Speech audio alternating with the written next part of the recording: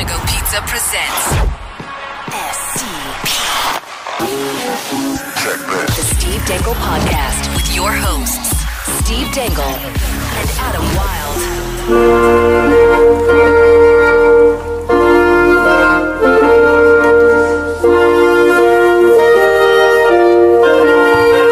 Do you guys know what happened over the weekend?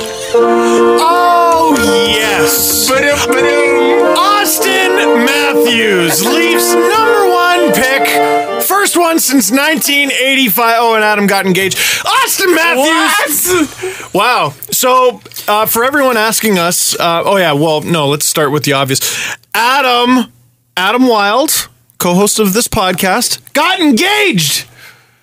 He got engaged over the weekend. Jesse just pressing record on the camera. Good job, buddy. Got engaged to his girlfriend, now fiance. Yes. Caprice in Paris because he's a jerk and wants to show us all up. Congratulations to Adam. Congrats, Adam. Clap, clap, clap, clap, clap, clap, clap. And a lot of people asked us, did we know? No. he didn't say anything. No, not at all. And of course, my wife kept asking me, is he going to do it? Is he going to do it? Because it seemed fairly obvious because you're going to beautiful city of love, and because he was so mum on it, I thought so. Mm-hmm. I didn't bother asking him. Did you think so? They actually got engaged in England. Oh, I thought it was in Paris. No, they didn't make their way over to Paris yet. Oh, why'd he do it there? Adam, you screwed up. Yeah, I think he should have waited, because now the entire vacation is about their engagement. Did he ruin their vacation? A little bit. A little bit. You know, I think Adam screwed this one up. No, you know what? He made her vacation better. 100%, because I think she would have just spent the whole time going, all right, when's it gonna happen? When's it gonna come? Because okay, I'll tell you how I screwed up, and this is why Adam made the right decision. Okay. So my wife's birthday is in February. We got engaged in, I think it was mid to late March. Okay. For her birthday in February, I took her to the CN Tower for dinner because that's a ballin' thing to do and a nice thing to do. Because the CN Tower is crazy expensive. If nobody knows, it's like $80 for a one-course meal. Oh, it's like easily a $200 night, like $200 night, and that's a real nice thing to do for your girlfriend. Unless there's no ring at the end of it, then you've just spent $200 and she's visibly disappointed. But then, see, the same thing happens there. Then her birthday every year becomes about the engagement. Then it's like, hey, we got engaged that day. No, it's my birthday. She's celebrating that. Can you look into that camera? Can you lean real close into the mic and say I made the right decision? Steve, you were probably still wrong. Oh, what the? You take her to the CN Tower. That's engagement time. You know what good decision I did make? Justin Fisher is the co-host today. Hey. Justin's here. How's it going? Good. How are you? I'm doing good. How do you feel about Adam? I'm very excited for Adam. Okay. I texted him and sent him messages on social media, and he responded to none of them. So, he gets engaged, and then he just forgets about everybody else. Adam, big time, Justin. I was a jerk to him. He texted me and like a bunch of the people we went to high school with and stuff, and they're all like, "Oh my god, congrats! Oh my god, oh my god!" And I'm like, "You could have shaved." Did you see Caprice's nails? Were they all crusty and messed up? Oh yeah, awful. Hated them. Can't wait to. You're right. Thank you for reminding me to leave a mean message on Instagram, Jesse. Thank you. Hey, Caprice, do your nails every once in a while. Yeah. Just saying. Adam, you could have told her. You could have told her. Give her the heads up. People who have never heard this podcast before are like, that's a really, really rude thing to say. So, wait, guys, hold on. I'm looking up the photo of the nails. of the messed up, gnarly nails. Oh yeah, Caprice. Come on. What are you doing? So the other big news from the weekend, I guess. They look fine. I know. That's the joke. That's the joke. The other big news. Someone went to Buffalo. I went to Buffalo. Didn't go partying. Yeah, Son's a date. Yeah. Went to Buffalo for the 2016 NHL draft. Mm-hmm. And it's great because the draft is like the last day of school, especially for hockey media. They all get together. They all have a great time. And I enjoyed none of that because I had to drive home that night to be a groomsman the next day. So how was that? The wedding was great. No, the drive. Oh, the drive sucked. The drive sucked. Okay, I got home at 3:30 in the morning. I left Buffalo at 1. Hold on a second. Okay, so you left Buffalo at 1. So what was the issue there? You couldn't go out after the draft? No, I was doing a video. I made my video, edited it, had to upload it. Well, Had to eat some of the snacks that were left over, free stuff. So what time were you out before? What time in the morning were you out before your own wedding? Oh, well, we've already been over this 1,000 times in this podcast, but I didn't get home until like 4:30. Oh, 4:30. Yeah. Sounds like he could have pulled the same thing and like got a good hour and a half of partying. Yeah, but is the draft is this the same as your wedding? It's a little different. Also, I can mess up my own wedding. I can't mess up someone else's wedding. Yeah. You would be messing it up. You'd just be like comatose. Did you have any important things to do at this wedding? I was the MC. Okay. It went well. That's a pretty big deal. It went well. It went all right. Good. I think it went better than the second day of the Leafs draft. Oh, are you already throwing out hot takes? No, I just wanted to instigate Justin. Yeah, see, he's shaking his head. We'll get into that. I'm shaking my head at just like how bad that was. What, the transition? Yeah. Oh yeah, it was pretty bad. Yeah. Do we want to start? Do you want to start at the Leafs? Do you want to go through the Leafs draft picks first? Yes, I do, because I think that requires the most clarification.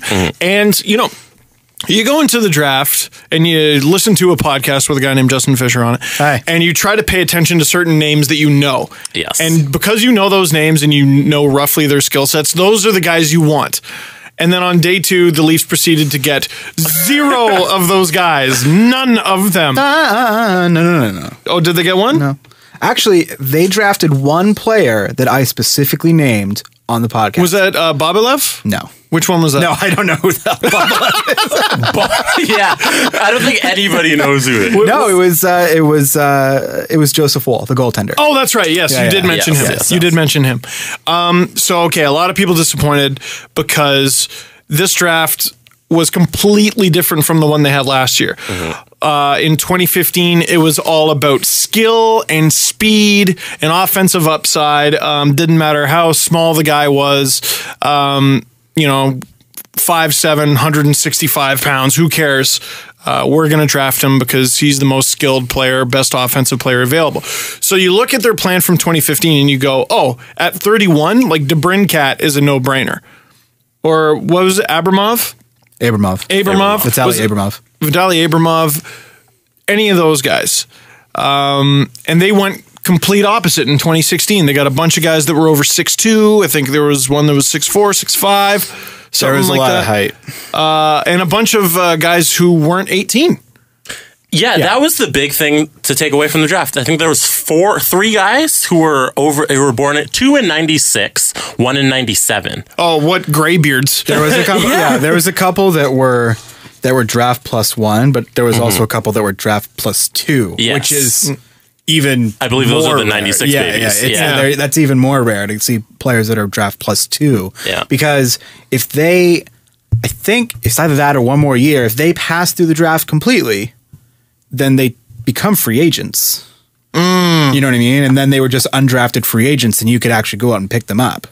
So it might have been one more year that had to pass before that, but like it's getting close to that. But then they would have had to sign them. They would have had to sign them. Do they have to sign them no. right away to retain them? No, they'd still have to. Well, it depends on what the league it came out of. But they don't have to sign them right away. They hold their rights. The thing is, too, if they don't get drafted and they go through this, then that means that they're not the only team that can actually offer them a contract.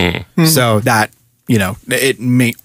I can see why they would choose to draft players like that, even though they could become undrafted free agents soon enough. But sometimes it's just safer to just get your guy. And so, do you know anything about the 31st pick, Igor Korshkov? Well, out of the KHL. So not from Ontario. That's the first thing. It's in Ontario. We like to get kicked in the nuts, I think. Holy smokes! You see that Don Cherry rant? That was good. Oh, I loved it. Not to distract from Korshkov here, but I think it's appropriate we interrupt the Russian talk. And he said ice volleys too. He used ice volleys. He did. I was so excited to see make a return. He pulled out a couple of the classics. Yeah, it's always good to see Don Cherry go. Don Cherry's greatest hits. Ice volleys 2.0. So did you guys see anything about this guy before the draft? Well, he was. It's not like he came out of nowhere. Like he was expected to be picked. He was anywhere from. I mean, I can pull up the, McKean's had him at 63. ISS had him at 43. Then a couple of the other services had him in the hundreds. He was number 65 on Mackenzie's list. That's overall. And he was 7th on the NHL Central Scouting EU skaters. So how does a guy who's ranked 118 by Hockey Prospect get drafted 31st? If you like him, you like him. Like, I mean, that's just sort of, and that's the weird thing is that I have a feeling that if you looked at, can't you like him later? that's what I'm saying, especially with the amount of picks the Leafs have. Yeah. My guess would be that you would be shocked and surprised if you saw, and I've never have, so I'm not talking from experience, but if you saw an NHL team's actual rankings, it would look so dramatically different from everything that you've seen in terms of consolidated. We're so fixed on consolidated rankings. Consolidated rankings are the big thing. Mackenzie does it. Everybody collects all the different services and then they put into a consolidated rankings. And we have this feeling that this player should be picked exactly here within a few picks. I mean, I remember with, not to change the topic and go off to a different team, but when Chychrun was falling into the middle of the first round, people were like, oh, he's dropping, he's going really far, and he wasn't. Like, I mean, for people who he went like 5 picks late, for people expecting him to be the 3rd overall pick, yes, that is a drop, or the 4th overall pick, I should say, but he was ranked in the middle of the first round by a bunch of services. He was top 5 like at the begining of the season. Yeah, and then he drops. So I mean, it's not. Sometimes it's just not a huge surprise. It wouldn't surprise me if the Leafs just had Korshkov higher on their list than anybody else, and when the time comes to actually say, okay, it's our pick, and who's the next best player on our list, you take that guy because he could be the next best player on somebody else's list, and you've got to wait. And that was also, you're going from pick 31 to pick 57. It's not like they had a pick like 2 or 3 later. You know what I mean? So I mean, there's a gap there where he could have gone. So, but then the question again with that gap is, are there not guys in between that gap that are better than this guy? Well, sure. I mean, there probably is. That's the truth. Is that there probably is, but the Leafs didn't feel that way, so they went in this direction. Now, Korshkov's not exactly a pushover either. I mean, I have a lot of time for players that are 18, 19. That are playing in men's leagues. Yes. Like I do really feel that even though they're not putting up a lot of points, in this case, he put up 12 points in the KHL for Locomotive. Okay. The 12 points in 41 games is not eye-popping. No. By any means. But then you say, well, he's a 19-year-old in the men's league in Russia. I will say. And then you go, yeah. That's actually not bad. That's a pretty good debut. I'm more impressed, like, forget the points. I'm impressed he played 41 games in the KHL. They don't like playing young players in that league. Oh, wow. They don't like doing it. And some of them have to do it out of necessity. Like, they just can't afford the talent. But he plays for Lokomotiv Yaroslavl, who, I mean, there was obviously the tragedy a few years ago, but they have been one of the better teams for a while.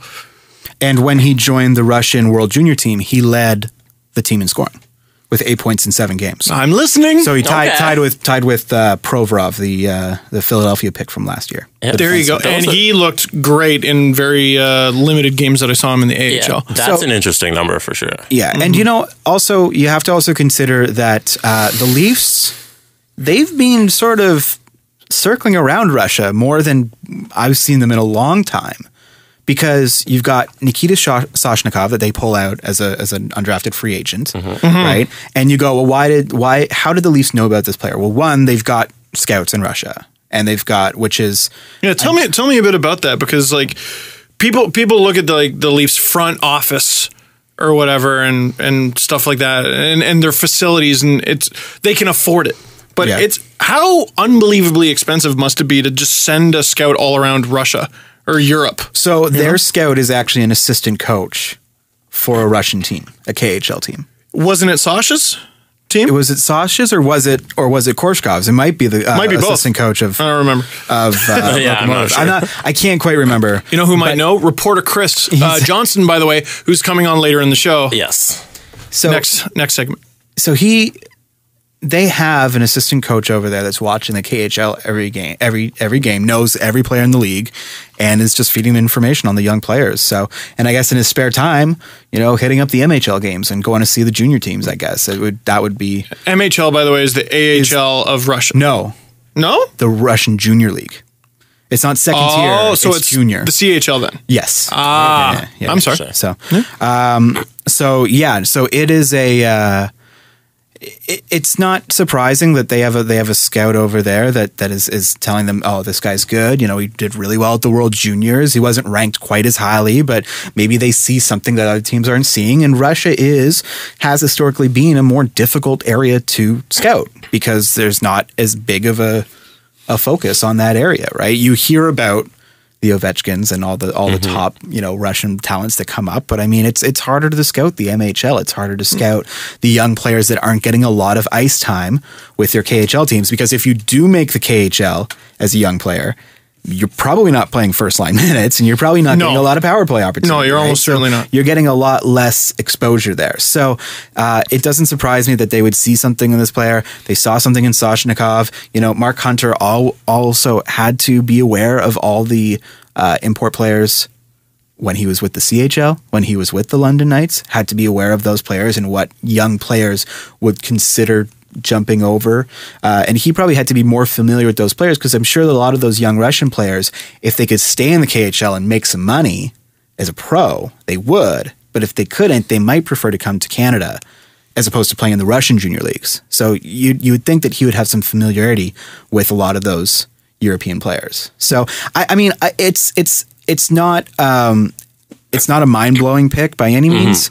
But which I think everybody's saying about every pick the Leafs made. That's right. Yeah. There are a few. Well, there are a couple that are like, oh, that was really good. But I mean, this one is one of the ones where I think it's just because it was at 31 and there's so many other names available, and because there was a lot of talk, especially because you get the whole night after pick 30. You get the whole night to think about who the Leafs should be taking with the next pick, right? You come back and you come back with well, and I mean, me personally, I was like, if it was me, I would be trying to trade down because there's so many players that I still like. It was a very even draft after 40. Yeah. The problem is that if you trade down at that space, that because there's so many good players still available and that are high on a lot of people's lists, why would any other team want to deal with you? You know what I mean? Like, why would they want to trade up? And maybe that led to the complete lack of trades at the draft. I mean, it was just. I still think that market's going to blow up. By the way, we'll ask CJ by Friday. Yeah, I think the first hint, and I won't get too much into it because we will later, was the players we saw not even get qualified. Yeah, like a Devontae Smith-Pelly or a lot of players around the league. Landon Ferraro, some really, really, really good players. There's a lot of those players that are just trying to avoid. The teams are trying to avoid arbitration with them. So they would still.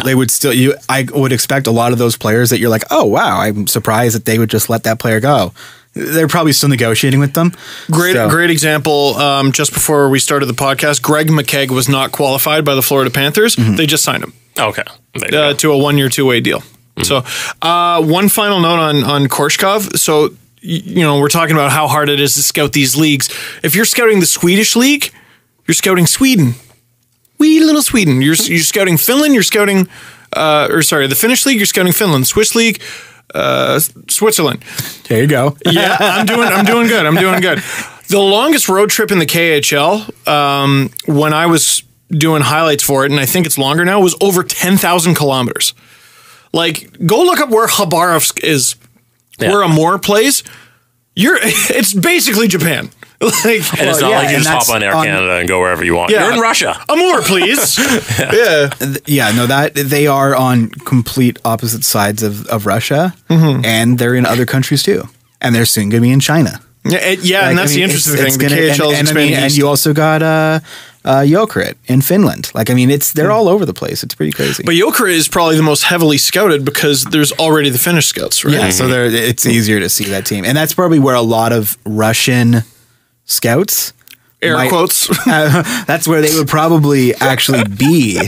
A lot of them would actually go to Jokerit to see all the incoming Russian teams. The out-of-town guys. So, yeah. I could imagine that would be the case, too. All right, pick 2 or pick 3. Yeah, so that was a solid 15 minutes of course. Yeah, it was a little. Carl Grundstrom. That was actually, out of Sweden. Again, I think at that point, everybody was still like, what about Abramov? What about Deneen? I think he was still there. There was still a lot of those names that a lot of people have been chatting about that weren't taken yet. And then they took Grundstrom. And Grundstrom is also not a bad pick. He was supposed to go in that range. Yep. He was picked 57. McKenzie had him 40th. Hockey Prospects had him 36th. He was picked, actually lower than where a lot of people expected him to go. But were you surprised they didn't go with another or their first defenseman at that position? Because they went center, winger. I mean, especially after trading Harrington and then not qualifying Person. Well, Harrington was traded right after the draft. That's right. They probably had an idea that they were going to do it, but I mean, yeah, but you look at all these prospects. We talk about the forwards all the time. You go Nylander, Marner, Matthews, and then you don't really talk about Percy. I think we will, just not yet. Okay. Yeah, Nielsen looks really good, and so does Dermott.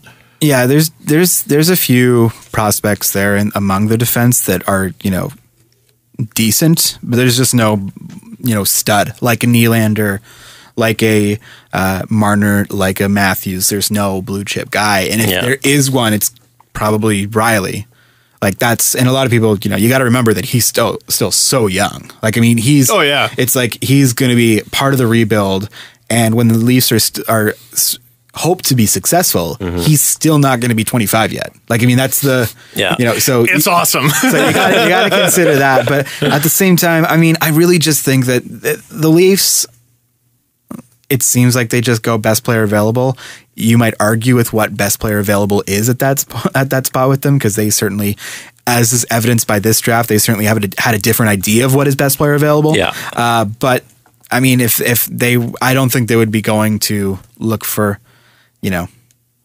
defensemen, necessarily going out and looking for them, I don't think is the right thing to do. We need a defender in the 3rd round. Yeah. Yeah. And that's the thing too, is that any defenseman that you pick up at this point, their ceiling should be that of a 3-4 or a 5-6, like a second pairing or a bottom pairing, in which case you've got a ton of those. That's not where your weakness is. You've got a lot of those guys already. So, that in those rounds, in those middle rounds, is where you're supposed to go for the, the high, and well, I guess in every round you're supposed to go for the highest impact type. Well, I guess high risk, high reward sort of thing. That's if it works, it works. If it doesn't, man. Yeah. So what's the ceiling of Joseph Wall? We talked about him a little last episode. The goaltender? Yeah. Because he was the 4th goalie selected, I think. Something like that. 3rd or 4th. Yeah. So he wasn't one of the top guys necessarily. Yeah, so he went right after Grundstrom, just a few picks later. And Wall is he was not the most highly ranked goaltender, but there was still a lot of interest in him because you see a lot of the guys who, you saw a lot of Gustafsson when he was playing with the men's team. You saw a lot of the WHL goaltenders and those other junior goaltenders, because you saw a lot of them played a lot of games, right?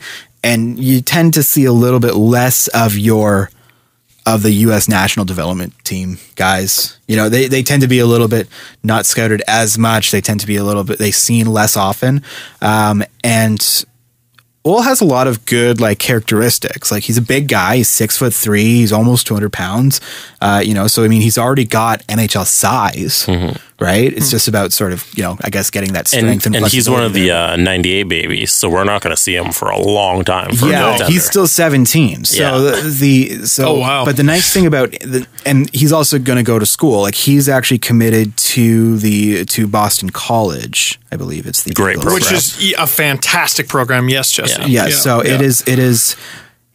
With all due respect to a lot of other schools, Boston College is one of those premier programs. It's not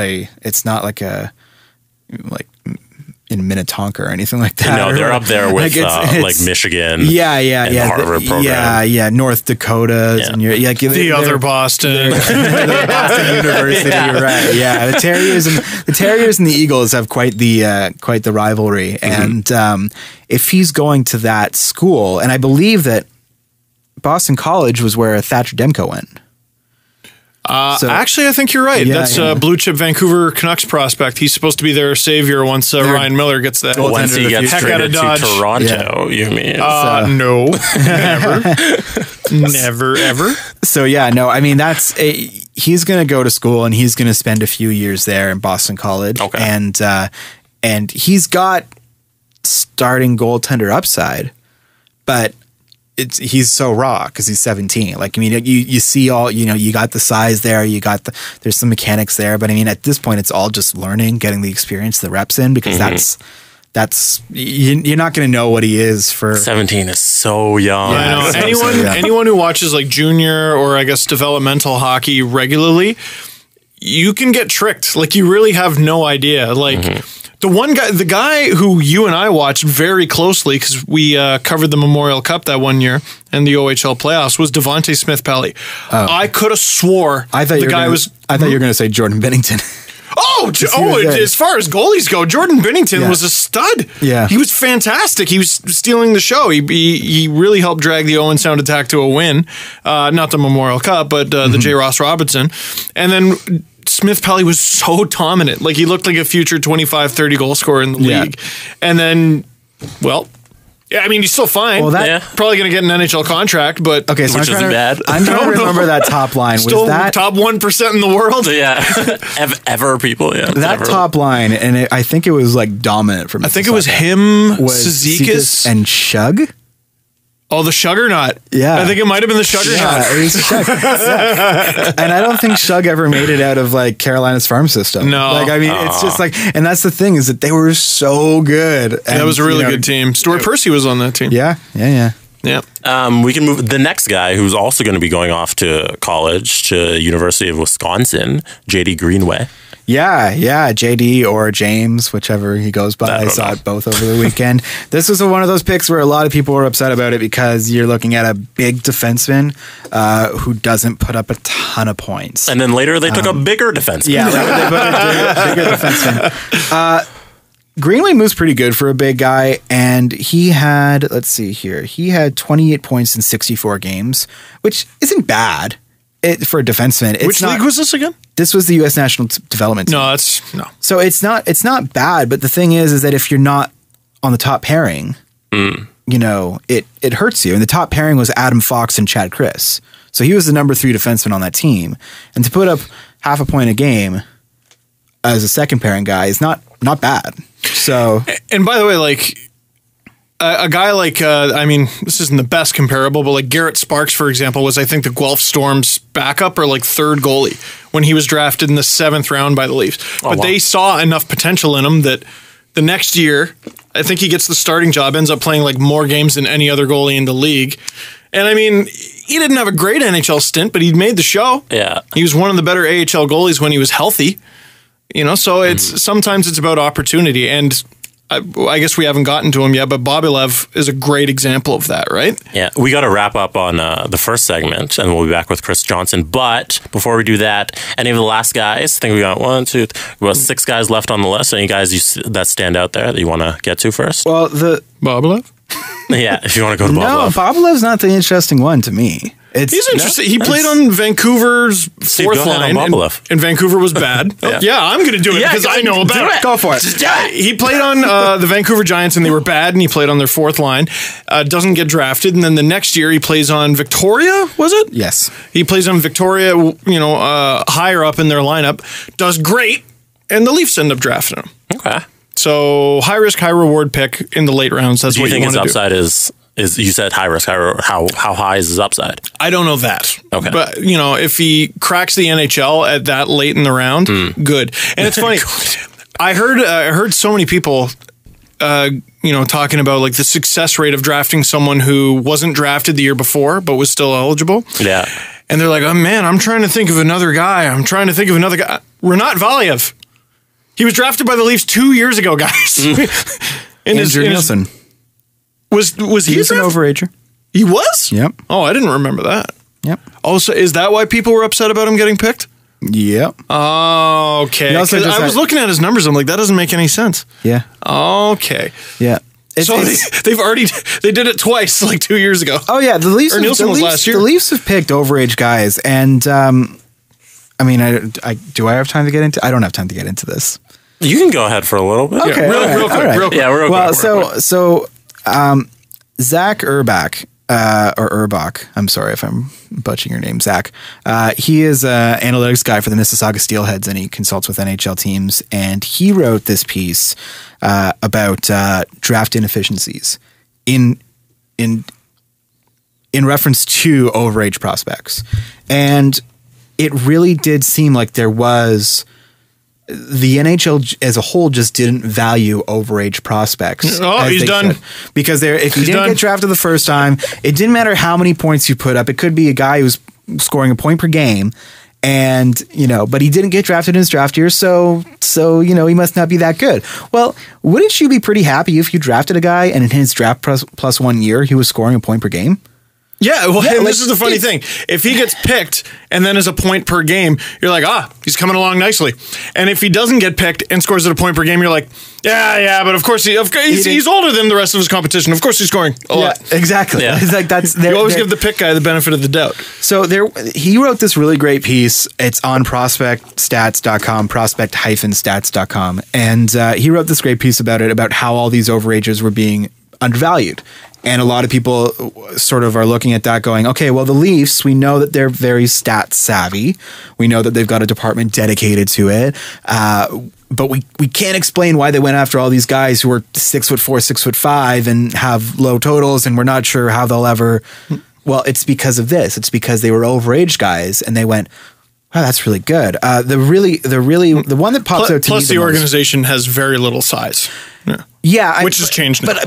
But I don't think that's why they drafted these players. I really don't believe that they were like, I really do believe that they just sort of said, these guys just happen to be bigger. Because I noticed two things watching the Marlies. They're really fast and really skilled. Yeah. And boy, they're small.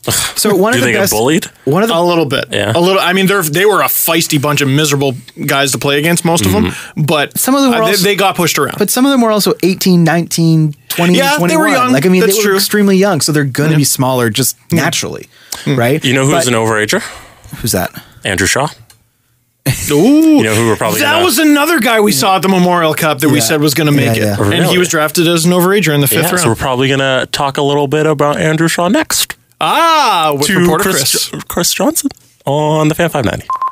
We're back on the Fan 590 and on the Panago Pizza Steve Dangle podcast, and we have a special guest, Justin Fisher, and also phoning in another special guest, Chris Johnston of Sportsnet. What's up, buddy? It's an honor to share the stage with Justin, my friend. No, it's not. It's a little bit.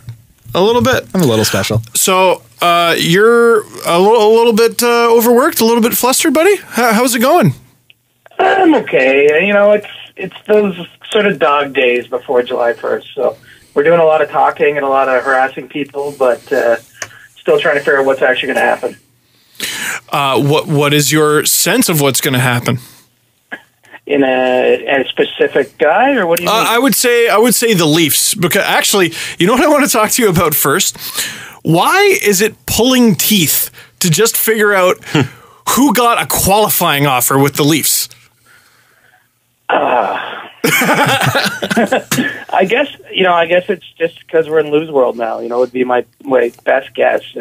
I believe 20 other teams announced their qualifying offers when the deadline passed Monday night, but the Leafs weren't one of them. So some of us with the means had to go to other sources to get that information. But I don't know why the secret, to be honest. There's not really any secret about it. The league puts out a list on July 1st with the players that are free agents, and obviously that will include the likes of a Stuart Percy or Colin Smith, guys that weren't qualified by the Leafs. So I don't know why the mystery. Yeah, so they had 9 restricted free agents. 3 of them weren't qualified. Sam Carrick, Colin Smith, and Stuart Percy, like you mentioned. Any surprises to you? Maybe Stuart Percy. I mean, being a first-round pick and a player that's played a handful of games with the Leafs is a small surprise. But they have to manage their numbers, and they also qualified 3 defensemen in Connor Carrick, Martin Richin, and help me with the third there. Frankie Corrado being the third. Well done. So, I mean, there's only so many slots, and I understand it. And if you look around the league kind of on a wider scale, there was a lot of young guys that are cut loose in this process. And I guess it's just with the cap and everything and the contract limits, you got to make some tough decisions.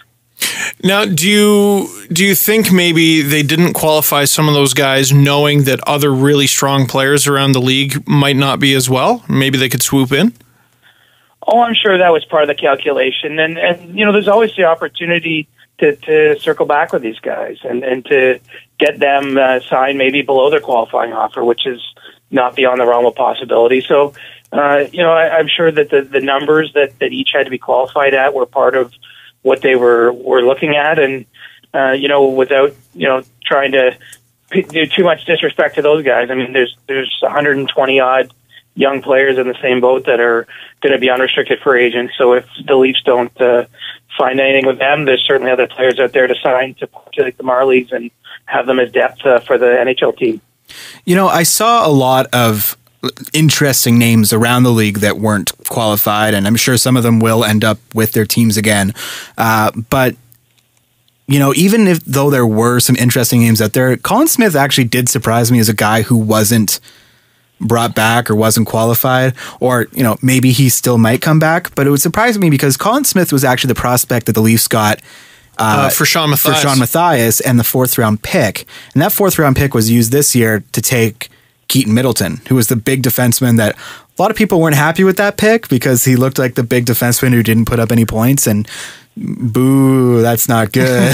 Every big defenseman taken was the next Jared Cowan, according to Twitter. So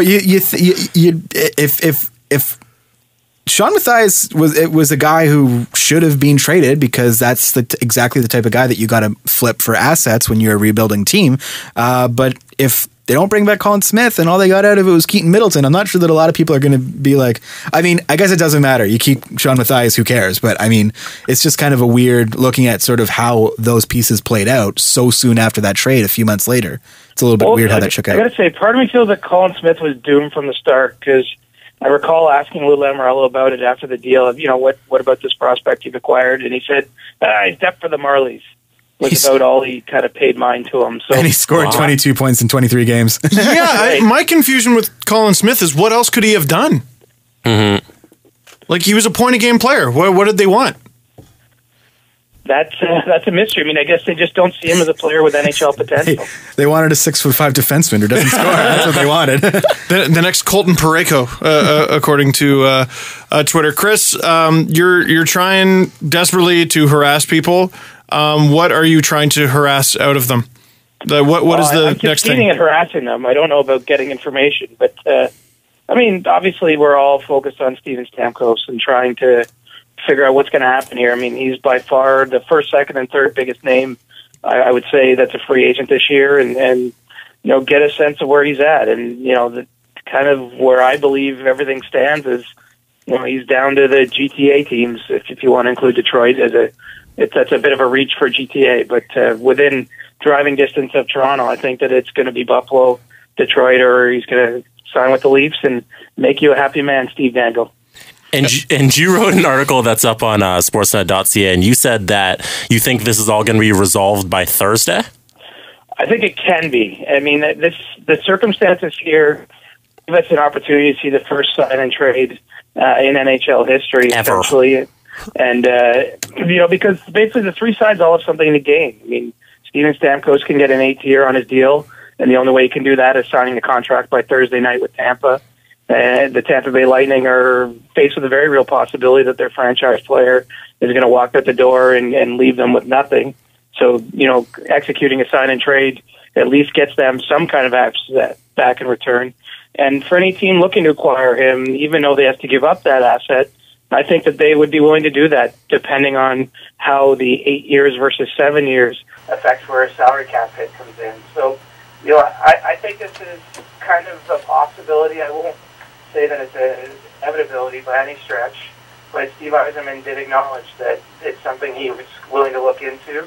And I think Steven Stamkos might be close enough at this point to know where he's going to end up to, try to pull that together. I think the quote from Steve Yzerman was something along the lines of, I didn't think about that yet, but I'll have to look into it. Which, on one hand, why didn't you think about that yet? And on the other hand, if he was to look into it, what kind of, with the sign and trade, that means something is going to go to Tampa. So what do you think they could ask for in that regard? Because it is uncharted waters. There is not necessarily a market for something like this. I remember that there was, I believe, when Sundin was getting talked about going to Montreal or something, and it was a sort of a thing where, we'll send you something if we can get him now and sign him to a long-term contract. That piece was Mikhail Grabowski. I remember that. Yeah. So, I mean, what kind of asset is that's a long time ago, obviously. But what kind of asset would Tampa Bay be looking for? Would it be, are we talking about just a second round pick? Are we talking about a B prospect? Like what kind of cost what would it cost to get Steven Stamkos before July 1st?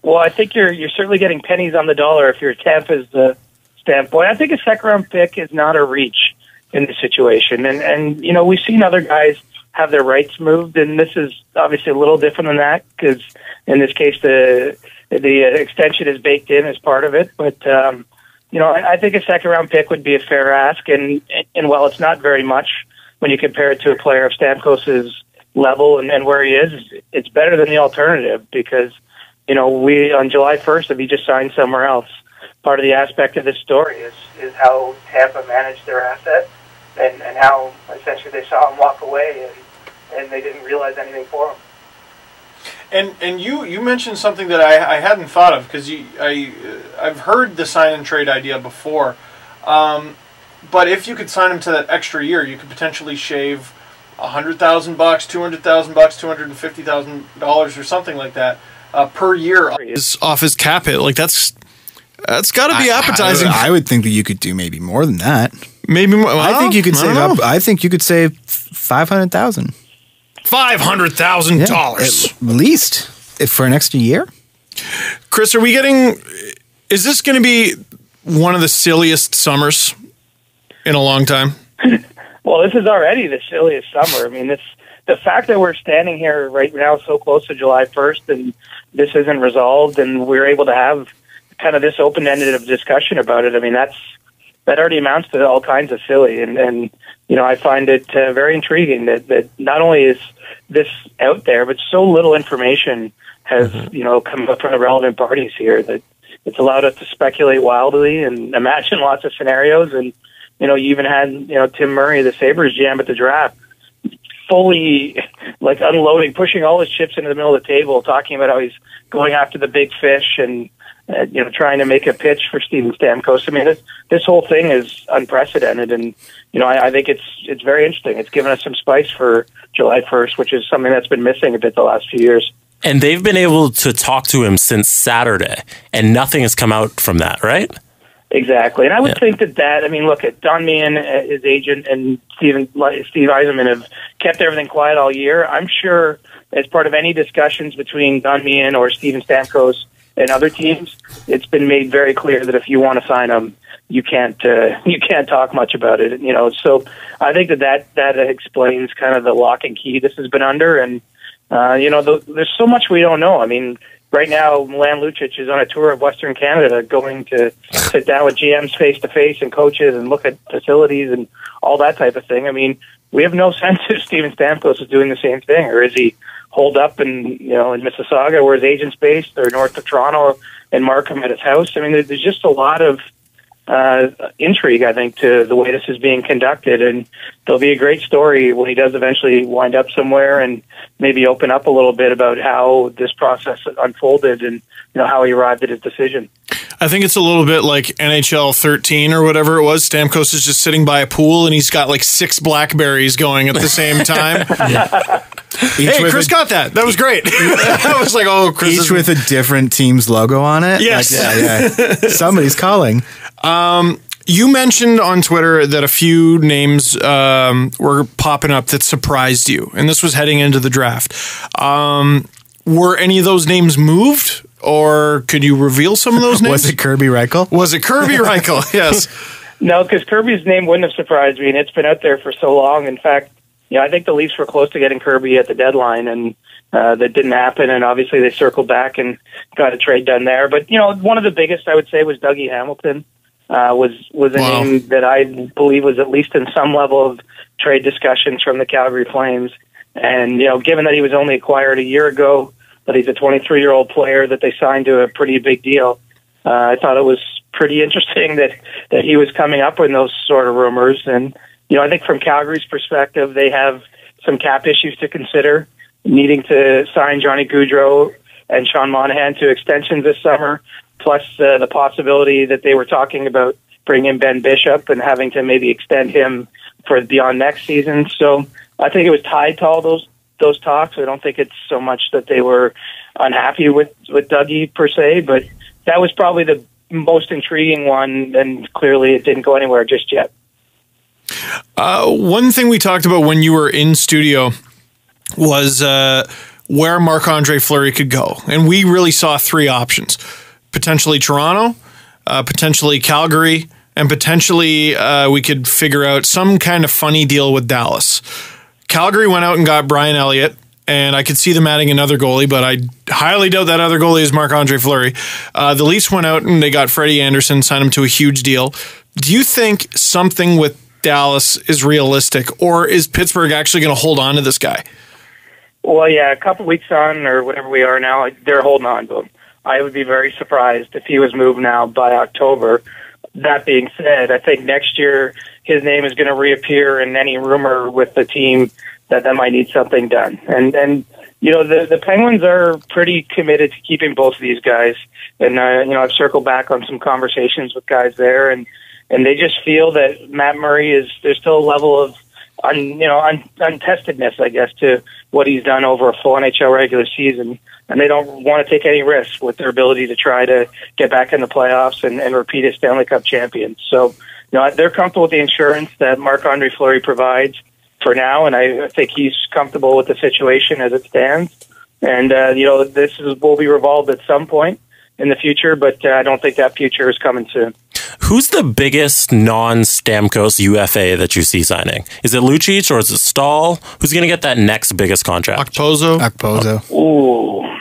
Milan Lucic, I think, will be the guy, and we can debate whether that should be the case, but given the level of interest in him and just the numbers that I've heard attached to him, I think he'll sign the next biggest deal beyond Stamkos. And we have to remember, last year, even the bigger names didn't get the kind of money that we're used to seeing on July 1st, and we will likely see that again. I think Eric Stahl, for example, is going to come in at a significant, obviously, decrease on what he was been making, but it might even be on a short 1 or 2 year deal with a contending team, to try to maybe build back up his stock or to go win a cup. So, some of those bigger names, be it an Andrew Ladd, Louis Eriksson, Kyle Okposo, as you mentioned, that those guys might not sign for the mega bucks that past free agents were pretty much guaranteed to get.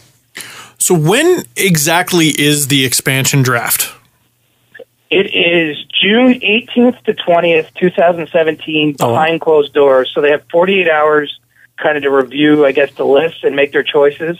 And then on June 21st of next year, they'll be announced to the public. So wait, sorry, that was June 25th they'll be announced? No, June 18th to 20th is when they'll be picked, but that'll be a secret process. And on June 21st, the next day after the 20th, they'll be unveiled to everyone else. So here's my understanding then. Expansion draft, then, based on previous dates, that'll probably head right into the draft, or there might be a couple days difference. Then there will be a week until free agency. Do you think a lot of players out there, like you just kind of mentioned, are going to take the 1 year deal knowing that next year there will be 31 teams, more open jobs, there's going to be a lot of changes because players are going to get, plucked away. Do you think some guys take a 1 year risk?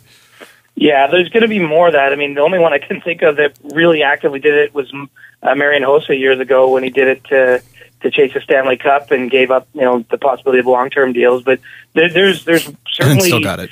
That bet to be made. feeling that the cap might go up a bit more next year, depending on your forecast for the Canadian dollar and various other things. So, this might be the summer where if they look at the long-term deals and see not the money that they're interested in, that the one-year deal makes sense with the knowledge that Las Vegas will be coming in. They have to spend to the league floor, so they're going to have a lot of money to spend, given that they're starting at zero to begin with. And, I think next year is going to be a wild year. I mean, I should mention Game 7 of the Cup Final, the latest it can go next year is June 14th. So there's a potential you have only 4 days between the Cup being handed out and the expansion draft, and then it might only be another 3 days or so until the entry draft, and then 4 or 5 days till July 1st. So, I mean, it's going to be a crazy month, even crazier than we saw this June. Yeah, I think you got your wish there, Chris. When you were on, you're like, oh, they should have it like the summer meetings in baseball. Yeah. No, you're getting it next year. You're getting it. Now, I just don't want to have to get on a plane between those various places. Let's have them all under one roof and go nuts. Oh, my God. And somewhere hot, preferably. Yeah, seriously. Like Vegas. Vegas. Hey, why not? There you go. Speaking of which, you're, I'm sure, hot under the collar because of all the stuff you have going on. Stamkos watch, I'm sure you're camping outside his house, so I'll let you get back to that. Good luck, man. Good luck over the next week. I hope you get some rest. It's going to be awesome. I'm pumped. So thanks for having me, guys, and we'll see you at Puck Talks tomorrow if you're coming out. For sure, man. That's a great attitude to have. Good Ontario kid. Thank you very much to Chris Johnston from Sportsnet for joining us on the phone. Thank you very much to Justin Fisher for sitting in for our newly engaged friend Adam Wilde. Jesse Blake is on the board. I'm Steve Dangle. This is the Steve Dangle Podcast, brought to you by Panago Pizza. It's what's on the inside that counts. Adam makes it look so easy. That's staying in there. That's staying in there. Damn it. All right. Fuck everything. Yeah, fuck. We're on the online fucking portion now. God damn it. Jim Benning. No, I'm kidding. I got a story about pizza first. A story about pizza? Yeah, pizza. I had pizza before I came here. Oh, that's good. Yeah. You had a Panago pizza. It was not a Panago pizza. You're incorrect. And that's why I don't feel satisfied. Oh, good. Yeah, I just kind of, it's just not feeling right. Just not, there's a Panago across the street from here. Well, that was life-changing for this podcast. We get 10% off, I just found out. What? At the Panago across the street. But Steve doesn't get that discount because Steve is spreading refuses to update his pass card here at Rogers. Do I have to scan my card at Panago? Yeah, just like how you get in here. You're lying. There's a little thing and you scan it to prove you work here. Wow. So, get your pass card updated. Maybe get 10% off. Fine. You know what? Maybe I don't mind paying full price for a good product. Maybe I'm trying to support Maybe you're not used to paying for anything. I'm trying to support the people who support us. Maybe you're not used to paying for anything. How dare you? And you're missing this discount. I was going to say, you don't pay for anything. We're at local coffee shop, Tim Hortons, today. Yes. Oh, Steve went up to the... Okay, first it started with me getting my coffee. I said, here, Steve, I got this. Steve, no. This one's on me, guys. I swooped in with my cape. This one's on me. The lady goes, no. Actually, he tries to tap his debit card. Justin goes, no. Insert. It says no tap here, Steve. Yeah. Steve inserts, types his PIN. The lady says, sorry, it's not working. Steve looks at his nice friend Jesse and says, can you get this? You said, want me to just get this, asshole. Now you see what a dastardly bastard Jesse is. So I ended up paying for the coffees. It was $3.50. Because I love you. I'm so sorry to hear that you're on hard times, Steve. Yeah, bloggers be getting broke. I'm sorry you paid for those coffees, On that note, thanks to everyone who tweeted me. I hope you didn't get fired. Oh my God. Thanks, guys. Really appreciate that.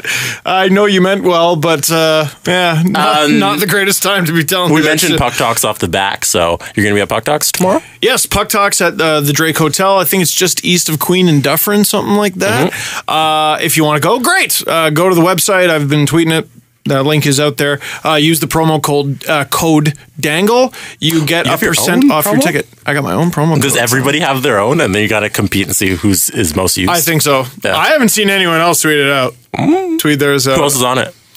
Oh boy, I don't even know everybody. I think So there's 3 different sections. I believe my section is hosted by Andy Petrillo. By the way, Justin, could you say Bob McKenzie on a Rogers station a little bit more? Holy fuck. I'm sitting here like, dude, you're telling me McKenzie had him ranked. I'm like, look, we all know who Bob McKenzie is, but anyway, I hope I don't give a shit. I forgot. I don't work here. Yeah, that's true. Justin doesn't work here. He doesn't have to give a shit. Next time we probably shouldn't have him on. You know what? That's a good call. Good call. Whenever the Rogers... That was a pretty good Rogers noise. Give me credit. I had no idea what it was. So yeah. I believe it's hosted by Andy Petrillo, and it's me, Myrtle, and Kevin McGran. Okay. So I could actually talk to Myrtle again. Nice. Yeah. So that's cool. And Andy Petrillo, for that matter. And I don't think Kevin McGran was ever banned. But I believe reporter Chris Johnston is going to be there for something else. Jesus. Speaking of in-house Leafs things and Andy Petrillo, Mr. Frost. Oh, yeah, I didn't tweet about this. Andy Frost, no longer the voice of God, Andy Frost. That's so sad. No longer the Leafs in Arena host. What happened there? I don't know. They just didn't renew his contract. He tweeted out, he's like, thank you for 17 years, but the Leafs decided not to renew my contract this year. And he said he's good with it, which was very odd to me. I mean, you didn't get to announce a whole lot of Leaf goals last year. That might have been part of it. No. Okay, so the first segment is about, it says recap, expansion, and Q&A, moderated by Tara Sloan, guests Chris Johnston, John Shannon, Mike Zeisberger. Then the next one is moderated by Clokey. Which one's Clokey? Anyway, sorry. Joe Pack, Mike Ogello, that's Mike in Buffalo, Ryan Dixon, and then it's, me, Andy Petrillo, Kevin McGran, Myrtle, and me. It's a packed house. That is insane. That's so too does much. Everybody get like 2 minutes? I know. It says many people. It says we're on at 9:20. My ass. It says we're supposed to finish at 10. I think that's when we start. Oh God. Also, the topics have question marks at the end. There are topics listed? Topic 4 is free agency? Why do they specify the topics? Why is it just like... I don't know. Podcasty, let's chat. Maybe that's what Andy said we should do. Talks. You should definitely go to Puck Talks. I have to work. You never been? But no. I'm not going to be... How late do you have to work? Because I'm not going to be on until fucking midnight. Maybe I could drop by. Come on, man. Can I just walk in anytime? Can I walk in like 2 hours late? You should use the promo code Dangle. Kick in the door. Yeah. You gotta use the promo code Dangle to get in. Okay. I could put you on the guest list like this guy. Yeah. We'll see. I'll let you know during the day. Andy Frost. Super bummed. I want to know who they're going to replace him with. Steve Dangle. No. Serious answers? Anybody? If it was Steve Dangle, it would be Hung. Oh my God! Oh my God!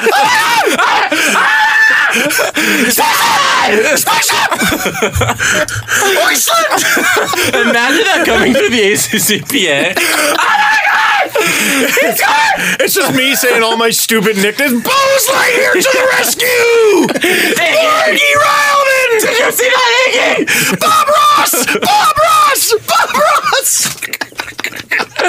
All right, so somebody start a petition.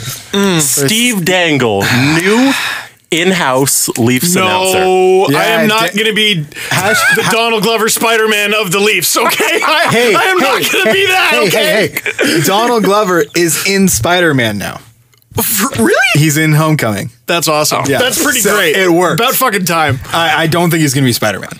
No, but I mean, he's already cool. Cast. But no, hashtag Dangle Navy needs to totally get on that. Isn't that what they do? Don't they just mobilize without ever... Just harass? Petition.org. Everybody just goes on there and makes petitions. There's already one for me to host the NHL awards. And I'm like, oh yeah, so everyone can hate me just unanimously across the board? How is Will Arnett? I love Will Arnett. Yeah, what do you guys think of him? It's just not a good deal. Oh, you don't win. You don't win at the NHL awards. Even the people who win don't win at the NHL awards. It was everybody unless you're Tony X, then you win. What'd you think of Willie there? Could have been better there. Yeah. The skits were good. The film stuff was good. He made Gary Bettman look like he had a personality. Like, yeah, well, he can do the film stuff because he's an actor. Yeah, I think I think that's the way to go for shows like that. Like, I think Andy Samberg really helped bring Saturday Night Live back because they were struggling with the live sketches, and then he brings on all the recorded shorts, and it's the Chronic. What? Ghouls of Narnia. And have you seen that kind of Pop Star Never Stop Popping? Sorry, I'm going ADD. No, not yet. I did. I saw it opening night. How was it? Yeah. It was very funny. It was basically cameo after cameo after cameo after. Nice. Oh, so Anchorman 2 the whole way through. But was it better than Anchorman 2? Oh yeah, I didn't make it to the end of Anchorman 2. No. Yeah, no. After the fight, I went, well, my dreams are dead. It was funny. And the thing is that all the music is extremely catchy, but you are shocked at what the content is, like what the subject matter is in these songs. It is hilarious. Okay, I'm down. Like there's a song where he's singing about Mona Lisa, about how he goes to the Louvre and he sees Mona Lisa, and the whole chorus is him going, "Mona Lisa, you're an overrated piece of shit." like That's pretty good. It's just incredible. I'm going to make a suggestion. I'm going to, well, no name, but I want the Leafs' new in-arena announcer, if there is a suitable candidate, to be a woman. I want it to be a woman because we brought it up on the podcast before. There's only one in professional sports I can think of who announces the goals, and that's Avangard Omsk in the KHL. Nope. Doesn't ring a bell. It was the coolest thing. She would say the goals. It was a completely different sound because it's not something you're used to. Yeah. And their logo was an eagle. So afterwards, Shaiba Zabrosil, Sergei Kostitsyn. She would do the eagle? That's No, cool. of course she wouldn't do that. Can you imagine? She has this beautiful voice and then just Every single time. Iceland! Spaceship! Oh, it's a Steve again. So, do you have any suggestions, Justin? Anybody want on there? No. I think it should just be Siri. Okay. Goal by Morgan Riley. Do we want to go to Jim Benning? Yeah, we do. All right. Yeah, we do. So let's Thoughts? start with this. Yes. Canucks fans Let's were do like, this. why do you seem to be picking on us? Okay. I'm not. I only talk about the Canucks when there is something to discuss with the Canucks, and Jim Benning just gives us thing after thing after thing. I didn't hear many Habs fans complaining this season when we shit on them almost every single show.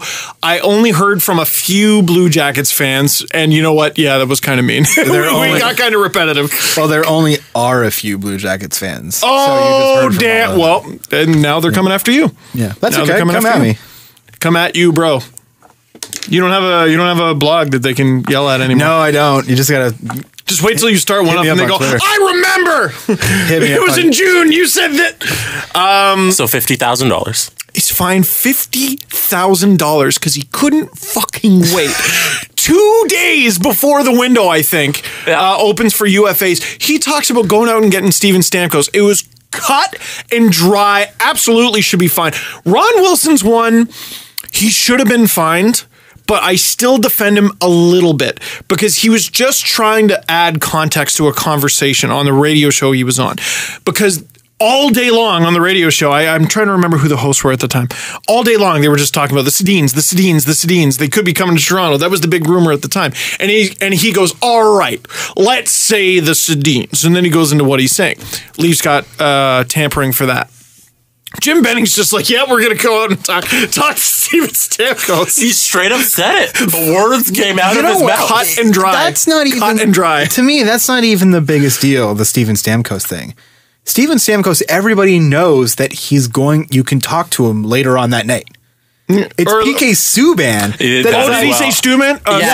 The fine is for both of the comments. Yeah. Oh, was it 25,000 times 2? Well, just 50,000 for the overall "you're an idiot" tax. Yeah. He talked about Subban, who is very much under contract. Not even a pending free agent. No. Very much a player under contract. And he's talking about, he's saying, oh, well, I was just trying to add some context and be a little bit candid for our fans. Yeah, the quote is, you're being an idiot. That's what it is. The quote is, last week I was trying to be candid with our fans and media about our efforts to improve our team, but said too much about players on other teams. I've spoken personally to the NHL and general managers involved to apologize, and I accept the league's ruling. And guys, this is at least the third time we know of that the NHL has had to go to Benning and go, those aren't in the rules. What you did is against the rules. You can't do that. Or not against the rules. There was the Frankie Corrado thing where they had to step in and go, allegedly. This is the report. Yeah. The Frankie Corrado thing, supposedly they had to go, you don't have to do that, right? And you went, yup, and just gave him away. Then there was the giant dude they signed, Tramkin. Oh, yeah? They're like, you can't sign him to 3 years, No, dude. it's not in the rules. And then he goes out and talks about signing Stamkos and Subban, and they're like, you can't do that. So This is the Canucks fans. You didn't do any of those things. You did none of those things. You are victims. Only Jim Benning. you are victims. You're victims.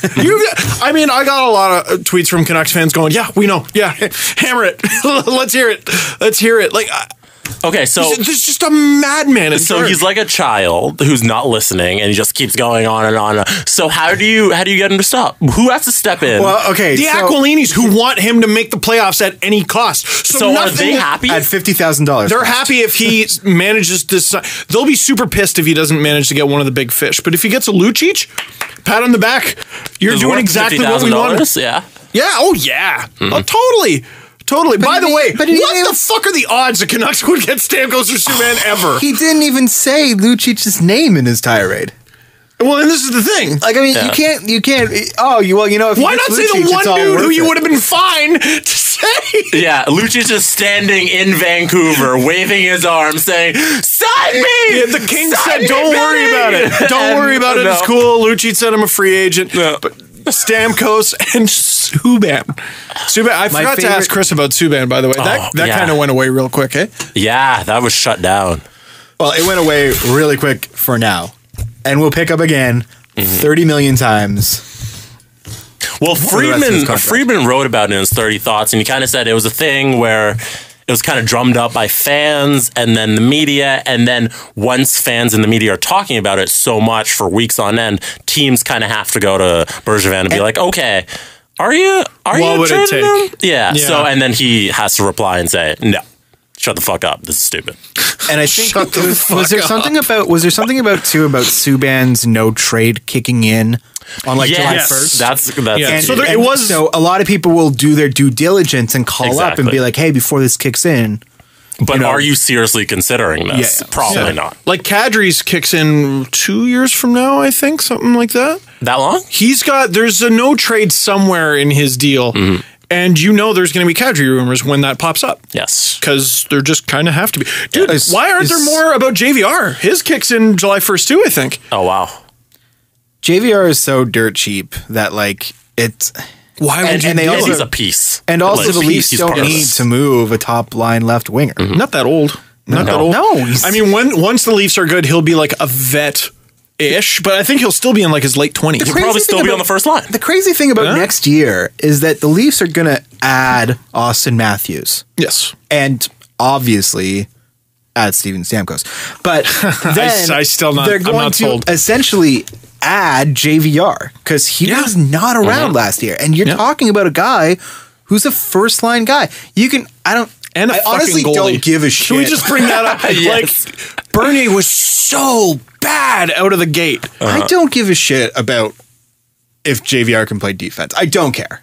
I really don't. Because if he's a 30-goal scorer, that's fine with me. Somebody else can play defense. I've always had that attitude where it's just like... You should probably have some two-way should maybe forwards. care You about know? that. You should have some guys who can go back to the other end and play some But I'm defense. just saying that my attitude is that when you have JVR scoring that many goals, it was the same thing with Kessel. I'm like, somebody else can play defense on his line. Because if he's scoring all the goals, then just let him score all the goals. So, like, There's not enough players in the league. There aren't players in the league who can score that much and also play excellent defense. There's like a handful of them. Patrice Bergeron, Anze Kopitar, Jonathan Toews, end of list. Yeah, even Toews, like, with JVR, it's just kind of like, and honestly, if JVR gets teamed up with Matthews, like Matthews is probably going to play the defense because you know what? He's actually really good at it. So, which is nice, right? yeah. Let's not put Matthews on that first line seriously, so soon. go. You know? Babcock said he's starting on the third. Yeah, for like, Did he? Which You starting it's on just the a third, courtesy. sure. It's Okay. just a courtesy. Here's the thing about Mike Babcock saying that he's going to start on the third is that Mike Babcock is not going to dictate who the first, second, and third line is. He's going to run them out. The opposition is going to dictate what the first, second, and third line is. Because if they're like, that Matthews kid is really good, and they put the first pairing defenseman on Matthews, then that means that Matthews is the first line. Like that's wow. Do you think they'll go with that the young kids line? Do you think they'll go Matthews, Marner, Nylander? No, not at all. I still will sort of defend the Leafs for what they did with Nylander, having him with Parento. Yeah. You can't just throw the kids to the Wolves. Like they gotta. I mean, you see a lot of times. They put star young players with a babysitter. You know, Crosby had that Lemieux thing going on where he was living at his house, and Mark Recchi was like kind of his dad, and like the rumor was like he was going over to refs and being like, "Can you give this kid a penalty so he learns how to friggin' calm down?" And it happens. It happens. You know, you see Yager on the bench talking to all the Panthers kids. There are lots of examples. It's so early for line combinations for the Leafs because this team is going to look so different. In a week, they're going to look completely different. I know you put yours together, and you can wipe your ass with it. Next week by 4 Thursday. Yeah. No, 2 days from now. I'm just trying to create a depth chart. 2 days, you know? Yeah. No, I think what you're going to see is you're going to see all those kids basically split up and played with two veterans or a veteran. Like I wouldn't mind seeing Parento come back for that reason. Yeah. Or someone. Like there's no room for him. According to who? Like not okay. Everyone seems to think that the Leafs are going to start next season with all of, up front, Nylander, Hyman, Brown, Soshnikov, who am I missing? Marner, Brown. Matthews. Get Brown out of there. Brown's not going to make it. This is what I'm saying, dude. Yeah. Like it's not, no, the issue is not those guys. It's the fact that you've got JVR. It's the fact that God knows what's happening with Joffrey Lupul. You've got Leo Komarov. You've got Kirby Reichel, who is probably going to get penciled in right away. Because the whole reason why he was getting moved out of Columbus was because he wasn't getting an opportunity at the NHL level. Maybe. Right? Maybe. You got McCulloch. You've got Brooks Lake. You've got Colin Greening. You can sit any of those guys. Yeah. Sure, but the thing is that they're going to be... Once again, how many of those guys will be here next week? Yeah. A lot of them are going to be hard to move. Like, you might be stuck with them. No, I think that... How far away are the Coyotes from the floor still? With Datsuk. Still. Yeah. Like, that's why I think that trade was just about right, because it was basically they moved up. They didn't get some crazy thing. That trade was stupid. It was stupid. I hated it. That trade was no. They were doing the Red Wings a huge favor, and the Coyotes were done a favor too. They're so cartoonishly far away from the floor. Okay, with all due respect to Chayka. John Chayka, the Coyotes GM. Everybody loved that deal, and I didn't understand it at all because Detroit is desperate. Yeah, Coyotes should have got more than that. Yes, but Detroit is desperate to get rid of that contract so they can get in on Stamkos. They need to move that right there and then. How close to the floor are the Coyotes, Jesse? One sec. Yeah, sure. So they're desperate, and they say, okay, we'll take that. $6 million floor space. So general manager. Oh, okay. So that improved real quick. So they want to move up and they want to get Chychrun. I thought it was like 14 million still. New Jersey's still at 10 though to get there. Really? Ooh. Yeah. Minus 10 on the floor space. General manager. Jeez. With Savard. Minus 10. God. Sorry, I keep interrupting. So they're like, okay, we'll swap first round picks. We'll move up 4 spots and we will take on Datsuk, and you got to take on Joe Vitale, who's not going to be playing. Oh, I forgot about that, yeah. Right? And that right there and then is like, okay. But then Arizona's like, and we'll also give you a second round pick. Why is Arizona giving up a second round pick in that deal? Yeah, that was a little weird. That doesn't make any sense to me. I thought that was a little weird. If anything, Detroit needs to be paying more to get rid of Datsuk. Detroit went down 4 spots and took on a nothing contract. Detroit's got to be liking that deal. Yeah. I think it's still good for both. Well, Ken Holland was sitting there like he was so happy. He was, and I mean, like not like he doesn't really smile a lot, but I mean, like he was sitting there just like like. Well, he's got kind of a smug look. Yeah, he was he was very smugly. But I do like that deal for Detroit more than others. I still think the Coyotes killed it though. Keller and Chychrun. in your first round. That's a good haul. That's a great haul. That's a Taylor haul. What? Yeah. One thing about the draft we didn't touch on was Puljujarvi. Oh! What did he go? 4, 3? Fourth Edmonton? Fourth Edmonton, yeah. They lose the lottery and they win the lottery. Leave it to Columbus. Dude, and listen, Dubois might be a great player. Dubois is no joke, but it's not. He played half a season, half of one season at center. I feel bad for Jarmo Kekalainen. Because is this guy allergic to other Finns? Yeah, did he get nervous trying to pick his own countrymen? Like, was he saying, if I pick this guy and he doesn't pan out, is that on me? I feel like there were other guys. I'm trying to remember other Finns. There was some story with other Finns in the Blue Jackets. Like, he's allergic to them. Mm-hmm. I don't know what his hesitation is. And they need a center, too, because they don't have Johansson anymore. I don't know. Dude, you just started learning playing center against QMJHL players, and your next step is NHL players? I really don't think that you can say that. You can't draft that player saying, oh, he's going to replace Ryan Johansson, because Pierre-Luc Dubois is not going to play in the NHL next year. And he's so then what the fuck? Probably not going to play in the NHL, and he might not play in the NHL the year after that. I mean, probably would. He probably would, because it wouldn't make sense to send him back to the queue. But like, you're easing him into a top line role. If you're picking top 3, you better be getting a top line player. You know what? The Blue Jackets, and a lot could still happen between now and Thursday, Friday. But I think the Blue Jackets went into the draft with a lot of problems, a lot of things that needed to be fixed, and fixed none of them. None of them. They didn't trade any of the guys. What happened to the Hartnell rumors? What happened to any of the other guys? Any of those big deals? Nothing. They lost Kirby Reichel. That was it. Yeah. Problem child, Kirby Reichel. That was it. You need young players to play. Like, they need young players. They have them. They have them. Right, but they can't be. First of all, they can't fit. They need to be insulating those veterans, those big contracts, with young players who they can afford to fill out their lineup with. I don't know if any of those guys, by the way, are bad. Well, it's just they're all overpaid. Like, yeah. Speaking of overpaid, we didn't touch on Andrew Shaw in depth at all. What do you guys think of the contract?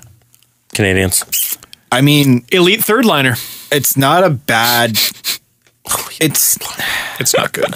Dude, he's making more than Brendan Gallagher, which, by the way, is one of the... What was the dollar amount? 3.9. 3.9. For 6 years. Till 2022. Gallagher is one of the most sweetheart contracts in the entire NHL. 3.75. Unbelievable. Mm-hmm. And I think Shaw balances that out a little bit. Like, not a huge overpayment, but like, what is he? He's not a first-line center. Shaw's so not at the best, guy. he's a second-line center, right? Like... At best. Chicago was making a killing, and it's one of the reasons why they've been able to stay competitive for so long, besides their studs, is they've been able to take players who are their third liners and sell them off as if they were first liners. Yep. And use those assets to replenish and rebuild and fill out the rest of their lineup. Like the Habs and Bergevin are enabling the Blackhawks. They really are. They gave him 2 second-round picks for a guy that they got a lot of use out of, and who was an overage fifth-rounder, as you mentioned, Jesse. Unbelievable. I'm putting Justin to sleep with that, but yeah, sorry. I thought it was Next very thing Montreal just be handing off outdoor games because like, hey, you don't got enough Chicago? You want some? Here you go. Here you go. Have some outdoor games. You get to play outside twice this year with Chicago. Like Andrew Ladd's a good player, sure, and flipping him and stuff like that. Like I was getting rid of a good player, but Teravainen. But a great future, great player. Sure, but like think about all the other like third line guys that were flipped off and turned out they weren't really that good. Christopher Skeeg. Anybody? He has a ring though. Yeah, well, the thing is that the thing with Christopher Skeeg, and we got to feel sorry for him, is that he came here and then we just played him with AHL players. So remember him complaining about that? Supposedly his car got spat on or keyed, or that's his the urban legend. Was Joey Crab. Really? That's the urban legend with him. Oh, I've never heard that story. Yeah, someone. I think the rumor was someone keyed "you suck" into his car or something like that. Oh, that's. And he was riding the Verbeauty train. Like things were going so well. He did that rap song in Chicago. They just won the Stanley Cup. The dude did a rap in front of 2 million people live. Like there's a lot of successful rappers who can't even say they did that. And this freaking guy then goes to Toronto and joins. I think it was the Ron Wilson Leafs at the time. I'm not actually sure. Yeah. I think it would have been. That was not a good time to be a Leaf. No. No, and he struggled. I think that the dollar amount is too much. It's not way too much because Okay. I mean, it's not. I mean, the odd third liner here and there can make $3 million, right? Sure. Yeah, I mean, sure. it's not gonna kill you. It kills you when But you would be in the minority to say that. Most people think this is It's not 3 though, dude. No, I he's know. getting you And with and a that's- $3.99 thing. that's- No, that's yeah. a $4 million and that's player. why I'm saying that he's overpaid, but not like Not catastrophic. Grossly. he didn't Yeah. make $6 million. Yeah, some people right? were saying this is Clarkson-esque. Calm down. Yeah, Clarkson makes almost $6 million. chill. Yeah, chill a little bit. I was almost expecting, because of the way that people were talking about it, like before, like, oh, this contract's gonna be awful. I'm thinking like $5 million, 5 by 5 and stuff like that. And I'm going, oh, that's gonna be ugly. And then it comes out to a shade under 4. And it's like, okay, that's not good, but at least it's not 5 or 5.25 or whatever everybody thought it was going to be. The issue is the 6 years, and the issue is like that's a guy that can run into injury issues pretty easily. He plays a style that people love or hate, but you put so many hard miles on that body. 6 years down the line, man. I don't know how old his body is going to be. I know how old he's going to be. I don't know how old his body's going to be.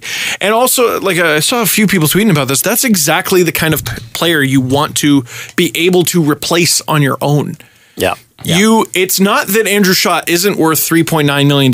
It's that you should be filling those spots in your rosters with cheaper, perhaps younger or at the tail end of their career guys who you can pay 1 to 3, hopefully less than $3 million. Now you got almost $4 million for your probably third line center and maybe second line. I think optimistic. If he ends up being their full-time second line center and succeeding in that role, probably worth it. I'd say that's less than most second line centers in this league now. Yeah, and you look at their roster and they're not very young. Like The Habs? Yeah. No, they're in a win now kind of situation. Plekanec's 33, Pacioretty's 27, Desjardins is 29, Mike Brown, well, he's a free agent. Torrey Mitchell's 31. Torrey Mitchell's 31? Now, maybe they see him as like a replacement to Plekanec down the line. Yeah, Subban's even 27. What they see? What?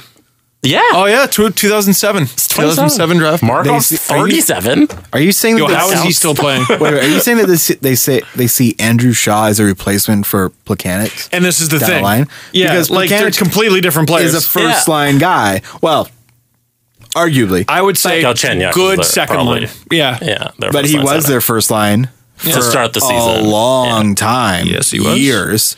And so, we hope this guy can turn out to be a disappointing first liner like Plekanec. That would be nice. I think I'm somewhere in the middle of what people are saying about Shaw.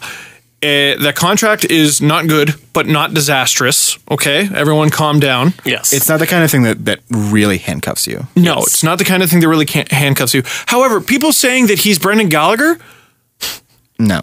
shut up! Just because he's annoying? That's all you got to do to be Brendan Gallagher is be annoying. No, never mind being a first line player. You have to have skill. An irreplaceable part of your team's offense. Like, you know what? When Carey Price went down, the Habs had a lot of struggles, and that is ultimately what derailed their season. But you know what kicked it off? When Brendan Gallagher went down. Because then they were down Brendan Gallagher and Carey Price. Then they were fucked. And then he came back in the Winter Classic and just killed the Bruins. And Carey Price didn't, and they still stunk. And they still stunk. They still stunk. Yes. So it's somewhere in the middle. Somewhere in the middle. I don't love the deal. I don't want the Leafs giving that kind of money to a third line player like a Matt Martin, who is supposedly asking for $3 to $4 million. I'll take. That's another guy. I'll take Matt Martin.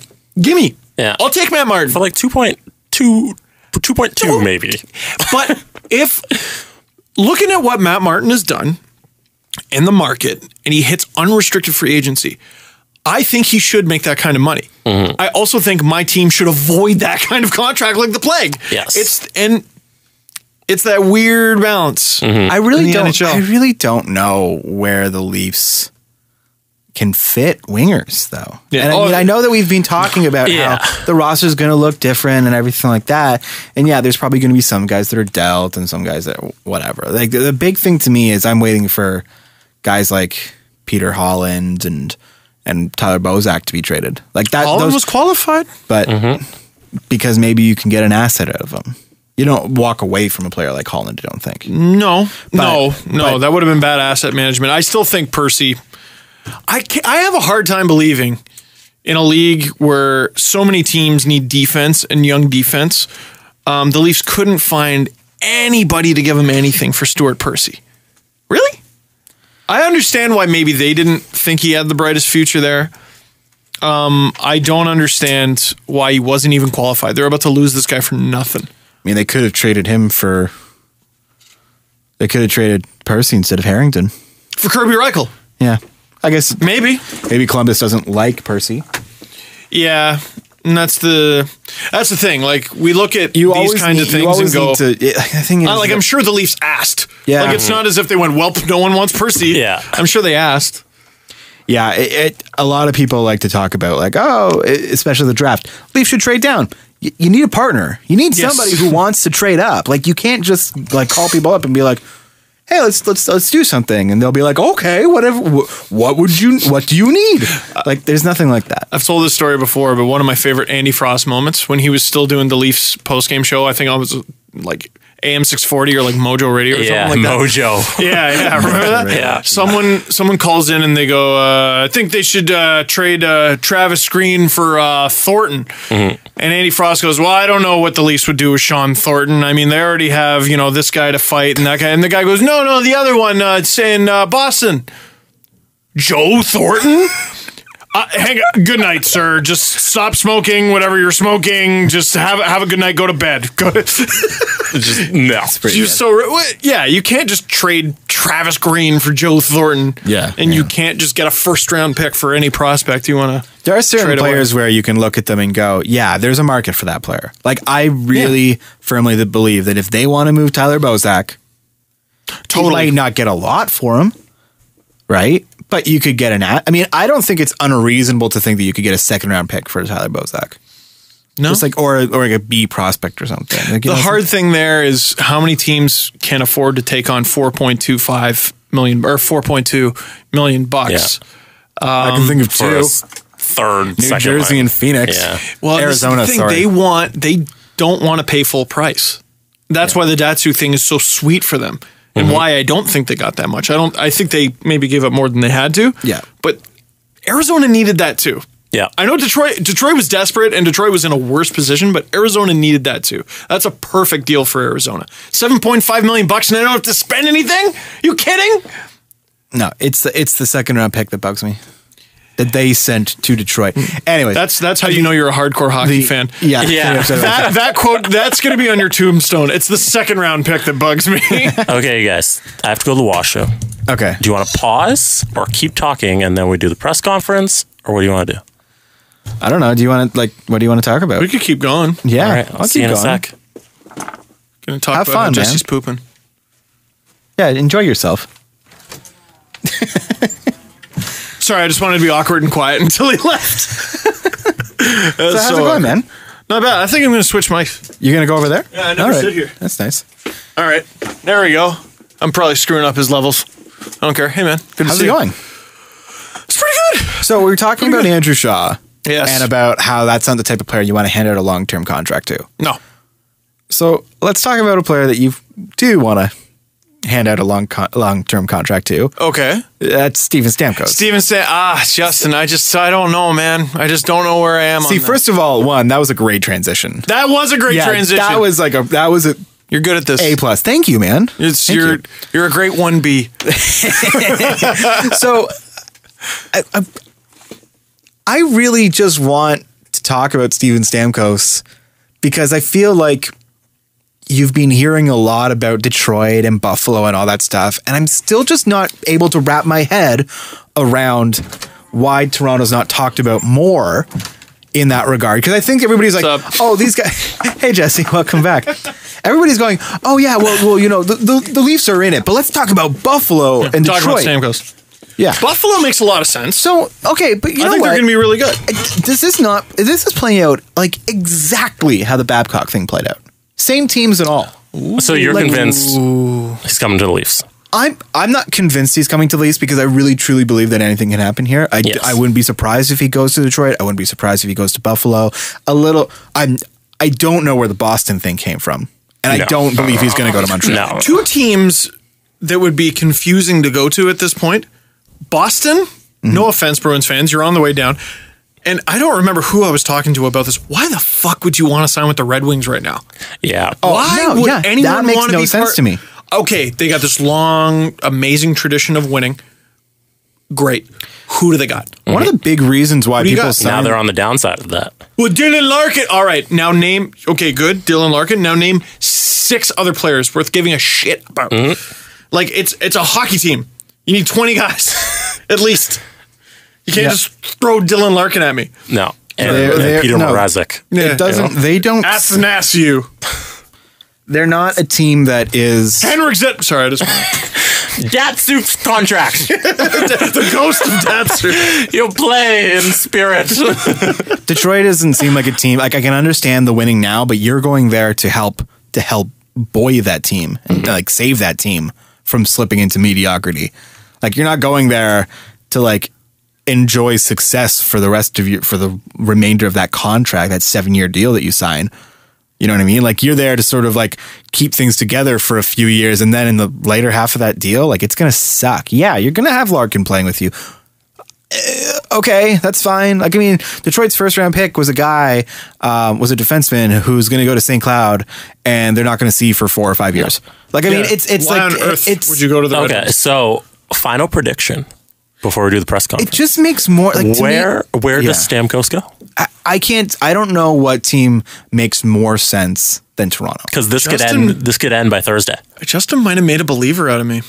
What team makes more sense than Toronto? Buffalo? You know, No. like I mean, even Buffalo. What Tim Murray said? Oh well, you know what? We can sell him on. Everybody's going to give him money, but we can't sell on geography. Geography. What? You're close to Toronto? You know what's pretty close to Toronto? Toronto. Toronto's very fucking close to Toronto. It's so close. It's like just. You walk out your door and boom, Toronto. I don't understand why that makes sense. And also these players, they don't like, go home from the rink and are like, oh, well, I'll just go up Take a 2.5 hour drive. visit mom and pops. Like that's not how it works. They don't 2 hour drive, whatever. They don't have downtime in the middle of the You year. could just take a helicopter like Evander Kane. Yes. All-Star weekend. They don't have downtime. And in the summer, when they do go home, who cares if it's a 2-hour drive or if it's a 2-hour plane ride or if it's a 5-hour plane ride? You're making that trip once to go home and once to come back. Nobody's worried about that shit. Like, I mean, it's just it doesn't matter. You could maybe tell me that Buffalo is farther along in their rebuild and they're going to have a good team, which I believe. Yep. But they are what? 1 year farther along in their rebuild? Man, that's a pretty good. I think the Sabres-Leafs rivalry is going to be great. This is something that I was going to ask fantastic. you about, actually. Yeah. And sorry, just before we get to the go press ahead, go ahead. conference, but First question from Justin. the like, okay, that Ooh, a is that listener. yeah, there you go. Yeah. So, It was better than his Rogers sound. Like Rogers. It was like Rogers. Rogers. Same thing. How would Bob McKenzie say it, Justin? Tell us more about Bob TSN McKenzie. So I was hanging out with my good friend Gino Red. Shit, I'm sorry. And he was about like, that. damn, James Part- Duthie is handsome. Part of me is sorry about that. Part of So me is Bar like, whatever. Down was posting. And then from behind us, we just hear someone go bang. And we're like, oh man, it's Dutchie. What's up, man? It would actually been even better if I started talking about RDS's list. RDS's And then list would be great. Stefan LaRue. Steve, Yes. where does Stamkos go? And then your question, Justin. My brain says Buffalo. Really? My heart, I think Justin just changed it. We heard too many goofy things on the show. That whole sign and trade thing, the Babcock thing, I hadn't even thought of. Not only is this playing out the same way, but it's the same fucking teams. Everything about it. Everything about it. And you know what? All the things that you said about Babcock last year, not you specifically, but everything you said about, well, you know, and this is why I thought that the Leafs were in it right until the end when everybody was like, oh no, it's not happening. Right? Because there was a time where Toronto was like, oh no, Toronto's not in it. Oh, now Toronto's back in it. Like, I mean, not only are they in it, they got him. Yeah, like the transition from not in it to got him was like 2 seconds. Yeah, exactly. like an hour. But it was. Here's what it was. It was team on the upswing, right? It was lots of money, which the Leafs can still offer in this situation. It was a world-class city to live in, which, sorry everybody, but Toronto's a world-class city to live in. And also it was, and this was the big thing that I felt, and a lot of people got mad at me when I brought this up on Twitter the other day, but winning in Toronto is different than winning anywhere else. I'm sorry, but it is. It's the biggest market in hockey. And if you win here... never won a cup? Let me just throw that out there. Devil's advocate, man. I'm just... Buffalo. No, it's not even a tenth of the market. It's not the same. I mean, the thing is that you got so many more eyes if you're the star of the Leafs. Mm-hmm. And if you're the guy that pulls the Leafs out of being so shitty for so many years... and you put the Leafs on your back and you take them to the playoffs consistently, you'll be a legend.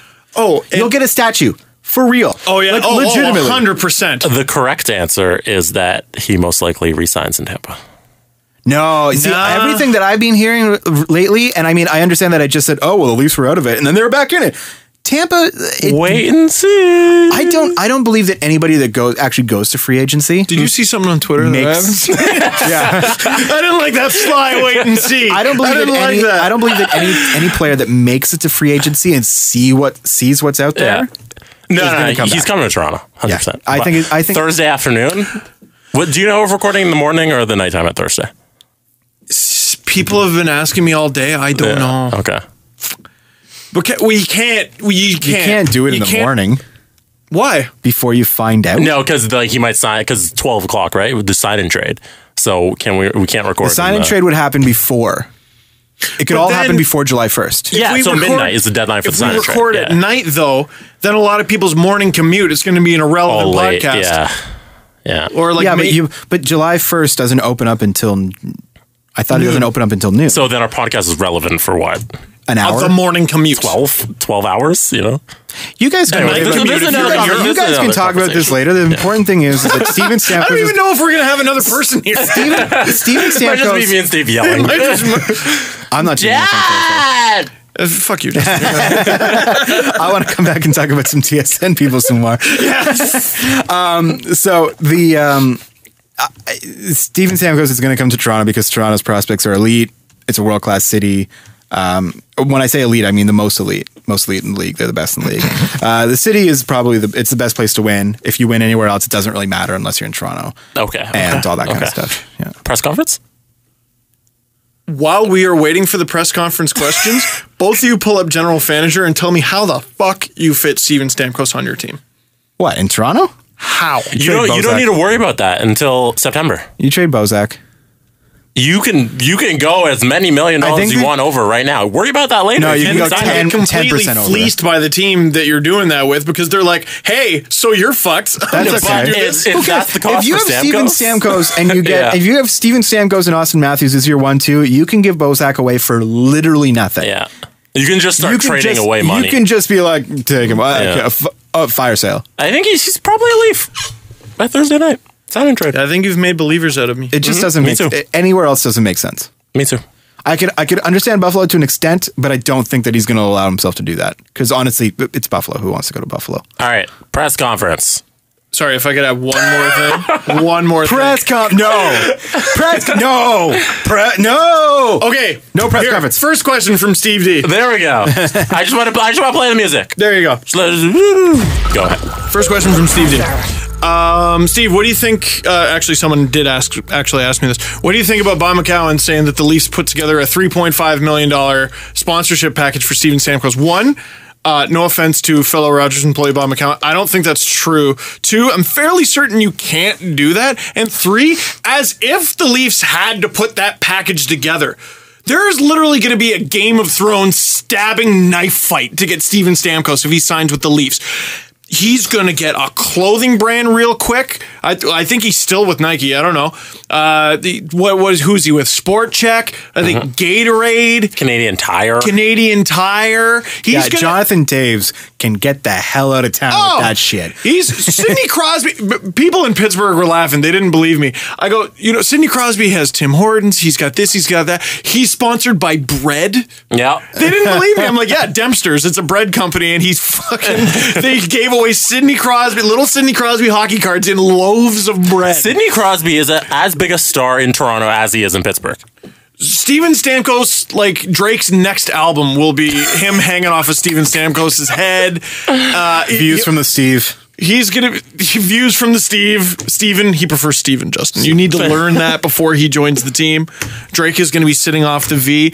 People are going to be killing each other to get Steven Stamkos to represent their brand. Oh yeah, and if you're one of those people who doesn't think that Steven Stamkos isn't going to make way more money here, like forget about the actual contract. Yeah. If you think he's not going to make exponentially more money after taxes and after less than what Buffalo would pay him or whatever. Hi, I'm Steven Stamkos for Buffalo Chrysler. Get out of here! Yeah, no, it's not going to happen. He's going to make so much more money here. It's not even funny. He is going to be the face of everything in this city. How about Rogers? Yeah, probably. Just give him a... Steve, first question. Yes. Or second question. This is from Iker Plunk on Reddit. What's your favorite craft beer? It's for you too, Justin. Old Flame, red. It's out of Port Perry. Yes, my buddy does work for them. But... Steve gets lots of free Old Flame. I don't. I do not. I do not. One time he came over. There it is. I got like 12. I got cases. No, it's at the LCBO now. I don't know if it's in Toronto. It's definitely... I could get it at my place in Oshawa. I think it's in Whitby too. I think it's starting to spread to York region. It's mostly like the outer rim of the GTA. If you like ambers, it's really good. But they also have a brown, they have a blonde, they have a few mixes. They're fantastic. They're my favorite right now. I liked them before my buddy worked for them. We went to the Durham Craft Beer Festival and I loved it. I'm like, this is one of my favorite beers. And they ended up winning beer of the year or whatever the award was at that festival. So it's my favorite craft beer right now. Justin, you got one? I don't. Okay. I just, you know what? And he's a hipster. I'm just not a big beer person because I'm sorry. No, that's true. He likes rum. I go to rum because my family's from Barbados. So like I grew up on that shit. Did you see the beer store? You can start ordering your beer on an app now and you can pick it up at the store. That's not safe. Like Starbucks? That's not okay. Yeah, like the Starbucks app. They have their own beer store app and you can order it on the app and then you pick it up at the beer store. That's not okay. That's not okay. Steve goes, that's not okay, and reaches for his phone to download That's why I said that's not okay. But like, think of the trouble that could cause. The next show starts. Let's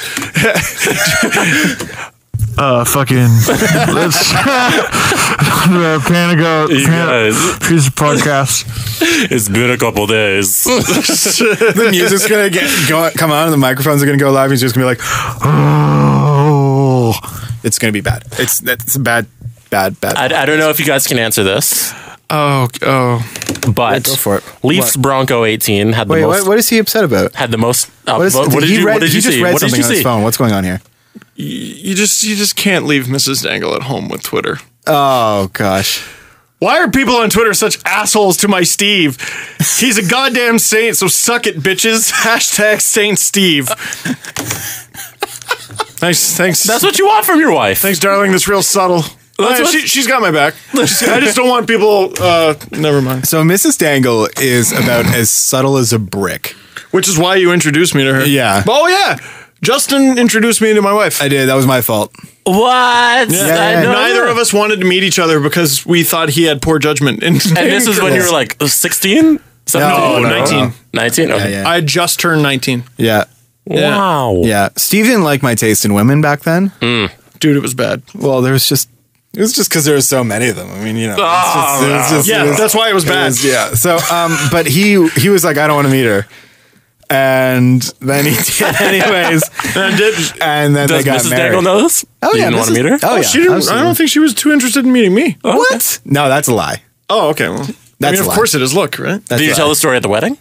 He did. He did. Yes. Oh my god. Is there a story? I think I hit something. And I go, and we didn't want to meet each other because of Justin's poor taste in women. And his girlfriend is like sitting at the table in front of me. Yeah. And did she give you a look? Oh yeah, Daggers. But then Steve said round of applause for Courtney, who's Justin's current girlfriend, and she got a round of applause at his wedding. My girlfriend got a round of applause. Was she totally embarrassed? Was it constant daggers the entire applause? Nah, she's a good. No, she's got a sense of humor. Steve's face, I don't think it went well. I did introduce him, and basically the selling point was, Steve, she's going to knock you down a peg. Like, that is... And she has. Yeah. Okay. So this was the question. Yes. Whose Tinder game will be the strongest in Toronto? Matthews, Marner, or Nylander? Well, Marner has a girlfriend. Okay. And he flaunts her on his Instagram. Very pretty girl. Who was the other one? It was Matthews, Marner. Nylander. It's Nylander. I don't think. I'm pretty sure it's Nylander because aren't there already rumors about him going around? He's a popular guy. The guy, he's gorgeous. Oh my God. He's like young DiCaprio. He's an extremely good looking guy. And the thing is that with Matthews just seems very... Like, he seems very serious. Like, he seems like that Family Guy character. Like, I'm here to pick you up. Yeah. He does. He does. I don't follow anyone's rules, not even my own. I'm sure that the guy has a personality. Don't get me wrong, but I guess he's had to keep it so straight laced for like years now that it's just like I don't know. You know how frustrating it would, because Tinder is a texting thing, right? Tinder, I like looking over my single friend's shoulders. No. Before it gets okay, this is a person who's never had Tinder, and I still am so upset. Thank to this God day. you got it. I'm so upset to this day. I've told my girlfriend on numerous occasions. I'm like, I can't believe that I got into this relationship before Tinder was a thing because I just missed out on so much. It is the best thing that ever happened to you. So no, but Tinder, you guys are very first lucky. and foremost. Confirming. What? You guys are very lucky. I'm just confirming that Tinder is awful, and you're very lucky. There you go. Yes. Tinder, first and foremost, is about swiping left and right. And who's going to get the most swipes out of all those guys? Nylander. For sure. With that hair? Yeah. Oh, yeah. Nylander's going to get the swipes. Nylander's Tinder game is strong, and all he's got to do is show up. It's about types. You know? Do you guys want to hear Matthews? I don't know. Do you guys want to hear Matthews on the post-game press conference? Before we get to that, I was shoulder watching Jesse's Tinder.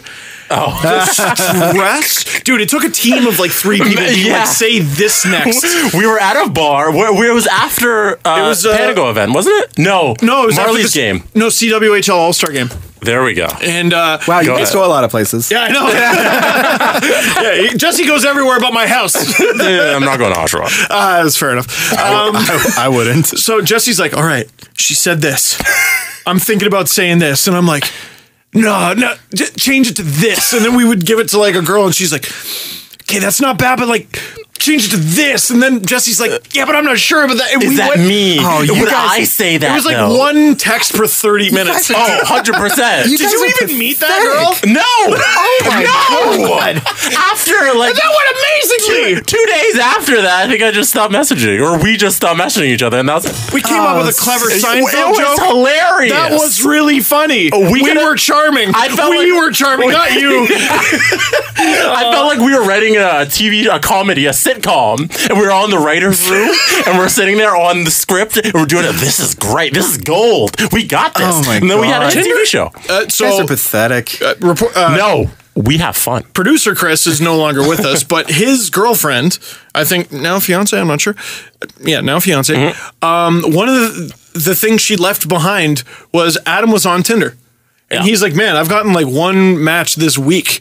And she's like, well, let me see your Tinder. Oh, no, you got to make this picture this, make this picture this. Don't say that, say this. Then we recorded a podcast. He had 4 matches by the end of the show. Yeah. And I think one of them ended up being the girl he just got engaged to. So there you go. Tinder's good. Yeah. Good for all. Yeah. You guys want to hear Matthews? Yeah, sure. Sorry. I play by my own rules. Nobody else's. Okay. Not even my Did you own. fuck up? Oh, Jesse! No. I was ready to check my phone and I everything. play Now I by have to my pay own attention to you. rules. Oh, Nobody else's. Not even my own. How about a There you go. That's all I wanted to play. that was a great joke. Amazing. Next Your question. execution was wonderful. Hey, I'm trying to do my best Adam Wild, and I think I did the best Adam Wild. You did. Failing miserably. You're doing great. You're doing great. What would you do with your day with the cup? You got the Stanley Cup one day. Okay. You win it. Where are you taking it? What are you doing? Sorry, I just had to respond to Mrs. Dangle. Subtle, LOL. Did you respond on Twitter? Yeah. Draw more attention. Well, she'll see it. She's on, apparently. What would I do with my day with the cup? Have any ideas, Justin? I like, because we all imagine that day. I think I know what it was Chris Johnston said, like, it's actually kind of stressful. Like, what do? You only have one. You only have one day. I know exactly what you would do. What would I do? You'd take it to Amigos and just get shittered. Oh, yeah. So you just go to Amigos and just hang out in that parking lot the whole time. There's a bar in East Scarborough that my friends and I kept open during university. Like, I think very literally kept open. Have we checked in on that establishment? Is it still there? Because you might have been keeping it in business. No, I think it's still open. Okay. I think it's still open. It is. Now, would I take it there? No, it's not big enough. You got a whole parking lot in front of it. There is the whole. Ooh, so maybe it would work. Maybe that could work. It would be a parking lot party. I think it'd be really cool to take it to Mowat. Do something in the middle of the Mowat track. That's the high school we went to. Yeah. Mowat also had a big auditorium. If it's raining. Mowat did have a big auditorium. And a big pool. You could go swimming with the cup. Ooh. I keep thinking my buddy's cottage because I certainly don't have one. But if I was an NHL player, I would. But I feel like they all take it to a cottage. And how many people are going to be at the cottage? If it's Toronto, because obviously I won with the Leafs, you want to share that experience with as many people as possible. So you bring it downtown. Or Scarborough. I would start in Scarborough. The morning and afternoon, and early afternoon would be in Scarborough for sure. In East Scarborough, Rouge Hill. And then it would make its way downtown. But that neighborhood's been spoiled because of Chris Draper. Oh, yeah. So I don't know. Really? It's being spoiled because of Chris Draper? He has a lot of cups. Dude, it's Rouge, the Black Dog Pub has seen more of the Stanley Cup than the Leafs have. I know. Over the last 25 years or whatever. I worked there for 2 years. Do you have a plan for this one, Justin? What would I do? So did Mrs. Dangle for 2 seconds. Yeah. That was getting her friend to quit for her over the phone. Yeah, she did a great job with that. Hey guys, I have this. I recommended her for that job. Oh no! And she quit like that. Luckily, she didn't quit on Steve as quickly. This is turning into the old Justin and Steve stories. Yeah, I'm sorry. I mean, we know he's not going to be back next show. Yeah, yes. I'm not one for big parties like that. I'd probably have friends and family, but very close friends and family, and maybe just have a nice dinner with some friends and family, and just have it sitting in the room there on a table beside where we're dining, just to sort of look at it and have it there. Do you remember when we had Brad May on our old show on Fusion Radio? UFT Scarborough? Yeah. So Brad May comes on and he was talking about his day with the cup, and it was at a cottage. And what he said was, make sure you have some time where you're just alone. You're just alone with the cup. And he was just in a room, and it was just him and the cup. And I jokingly went, did you talk to it? He's like, oh, fuck, I was so drunk it talked back. That's a good line. That is a good line. Oh, man. Nice. Brad May, I miss Brad May. I haven't seen him in a long time. He let me try on his Ducks cup ring. What? And it's fat and enormous, and I want one. I want one so bad. But, I mean, yeah. When I worked for Leafs TV, I remember fantasizing, okay, I could work my way up, and what if get they in win the organization? Cup? I could have a cup ring. That's not gonna happen. You never know. It's not gonna happen. You never know. A cup ring. You never know. Final question: have you ever been truly embarrassed to be a Leafs fan? Has it been embarrassing? Yes. Yeah. Absolutely. Let's hear it. Oh, I can't think of a specific point in time, but I've been I got one. Here's the thing. I've never been embarrassed. This is going to sound terrible. I'm going to make a lot of enemies right now. I've never been embarrassed by the Leafs. Justin make enemies? I just think never. What? I've never been embarrassed by the Leafs because I think that they go out there and they try hard. I just think that I think that there have been moments where it didn't look like the effort was they there, tried but hard it was just last year. But it was point is that I just think that it's easy to just blame athletes for stuff because it's what fans do. They just sort of get on people's cases, right? I've been embarrassed to be a Leafs fan because I've been associated with other Leafs fans because that's true. We the Vitos from Woodbridge. Yeah. I can say that. Or the Baba Boochies, as Jesse would call them. Hey, it's Baba Bucci from the Danforth. That's not even worth Greeks, Italians, Portuguese. Oh, the same pasta. Portuguese, the same thing. It's all the same pasta. Oh man, no, It's all olives. It's all You Mediterranean. take some bread and some wheat and you throw it in a bucket. It's all different grapes. You put some cheese on it. You're Baba Bucci. Feta. How dare you? Now I'm hungry. Sam. That's I the am not Italian. as Twitter famous as Steve. I'm not. I know. I'm true. Very few people are. I'm better on Twitter than pretty much everybody, but I mean, he's got way more followers than I do, and I'm sure he gets this because I get it from sometimes too. Do you ever get tagged into conversations that like you weren't a part of at all, but it'll be like a Leafs fan and then like a fan of another team? I try to be polite on Twitter. I will go to people and go, get me out of this thread. Yeah. now." You'll get tagged in, and it'll be fans fighting amongst themselves, and you're embarrassed to watch other Leafs fans being like complaining about, you know, or like making fun of another team and talking about how good the Leafs are. I mean, I've been having a lot of fun with this shtick about the Leafs being elite and the prospect pool being elite and the Leafs being perfect. Because you're every single way. kidding-ish. Because it's a joke, and people get so angry at me. But the thing is that people who make fun of the Leafs fans who bite on that, like that's embarrassing. Like that's I don't. Oh man, like don't do that. Like I mean, it's sports. Like it's Sprots. It is just Sprots. We're all just here to have fun watching Sprots. I think I'm not sure if it's the pinned tweet or the latest tweet, but from Puck Talks, it's like, get a free shorts when you come to Puck Talks on Wednesday. Free shorts? They spelled shirts wrong. Oh, I would love a free shorts. I keep meaning to go to that because I have like 2 pairs. Yeah. Maybe get a free shorts from Keep Puck meaning Talks. to reluctantly go buy some. Steve, ever been embarrassed? You got a story?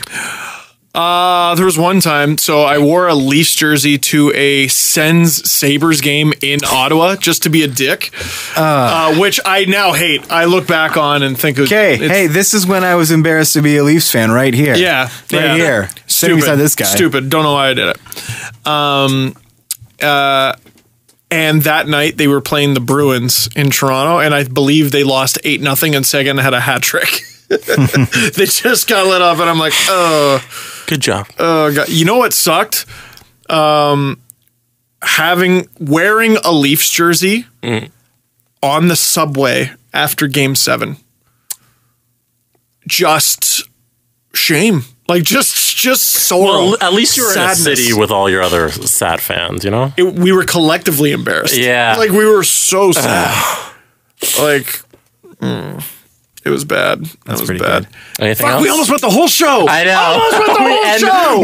We can't end it on that. That would have been a record. Okay. What else do we got another have? question? Something One more positive. question? Okay, Anybody? we'll probably forget this because I assume Thursday show is going to be a gong show, literally. Yeah. People have been asking about guests we're going to have on later in the summer. A lot of them. We just got to figure out when. Yes. Sasky's going to come back on. She probably would have been on already. The only reason we haven't had her on is because she's in Australia. Yeah, I was about to say, now. she's on the other side of the world. Somebody messaged us today and was like, "Oh, Justin Fisher, it'd be better if it was Sasky." I was like, Well, it would be. Wow. Like, why the fuck would you tweet someone that? Like, and I mean, like, Because they're telling the truth. Granted, I agree. I love Sasky. Like, Steve, did you think Matthews looked miserable at the draft? And they'll tag Matthews. I'm like, can you just be chill? Yeah. Can you not, if I can go back to my neighborhood, why are you so bait? What are you doing? Why are you so bait, dog? Why are you so bait? I love Scarborough Steve. Oh, yeah. It's the Steve I grew up with. Sasky's going to come on, talking to a few pro players. We haven't actually had an active pro player on this podcast yet. Jake and Smallwood. He's not a pro, though. Amateur still. Fine. Technically. Fine. Yes. So, but he's the first active hockey player of any type we've had on the show. You're right. That's hilarious. A couple pros. My voice is giving out. I don't know if I'm going to have one left for Thursday. Christina Rutherford is coming on. We just don't know when. Faisal Kamisa is going to come on. Nice. I don't even know if I've told Jesse this stuff. No. He's agreed to come on. Who else have I reached out to? Kyprios. We did talk about that one. Kiprit, now, the problem, because he has said he would for a long time. Yeah. It's just finding He's gone. the time. Like, he's gone. Like, after no reception, Ontario. Yeah, after free agency. Folks are coming on. If you have suggestions, let me know, but time's filling up quick. Jackie Redmond wants to come on, and we'll come up with a few surprises. Okay. Yeah, well, and the 2 pro players. Like, I haven't even Mrs. said their Dangle. names. She might come on. I don't know. After this Freaking loose Twitter cannon. tirade. Oh my God. I love her, though. I think Love you her. need to have, like, if Mrs. Dangle is on, it needs to be on the phone so that you can hang up on her. and turn her off if you need to. Because that won't end well when Steve has to go back to Oshawa. Who cares about and that? Mrs. Dangle got hung That's a up long- on. That's a long ride to think about the reception you're going to get. Yeah, that's... The whole drive home. No.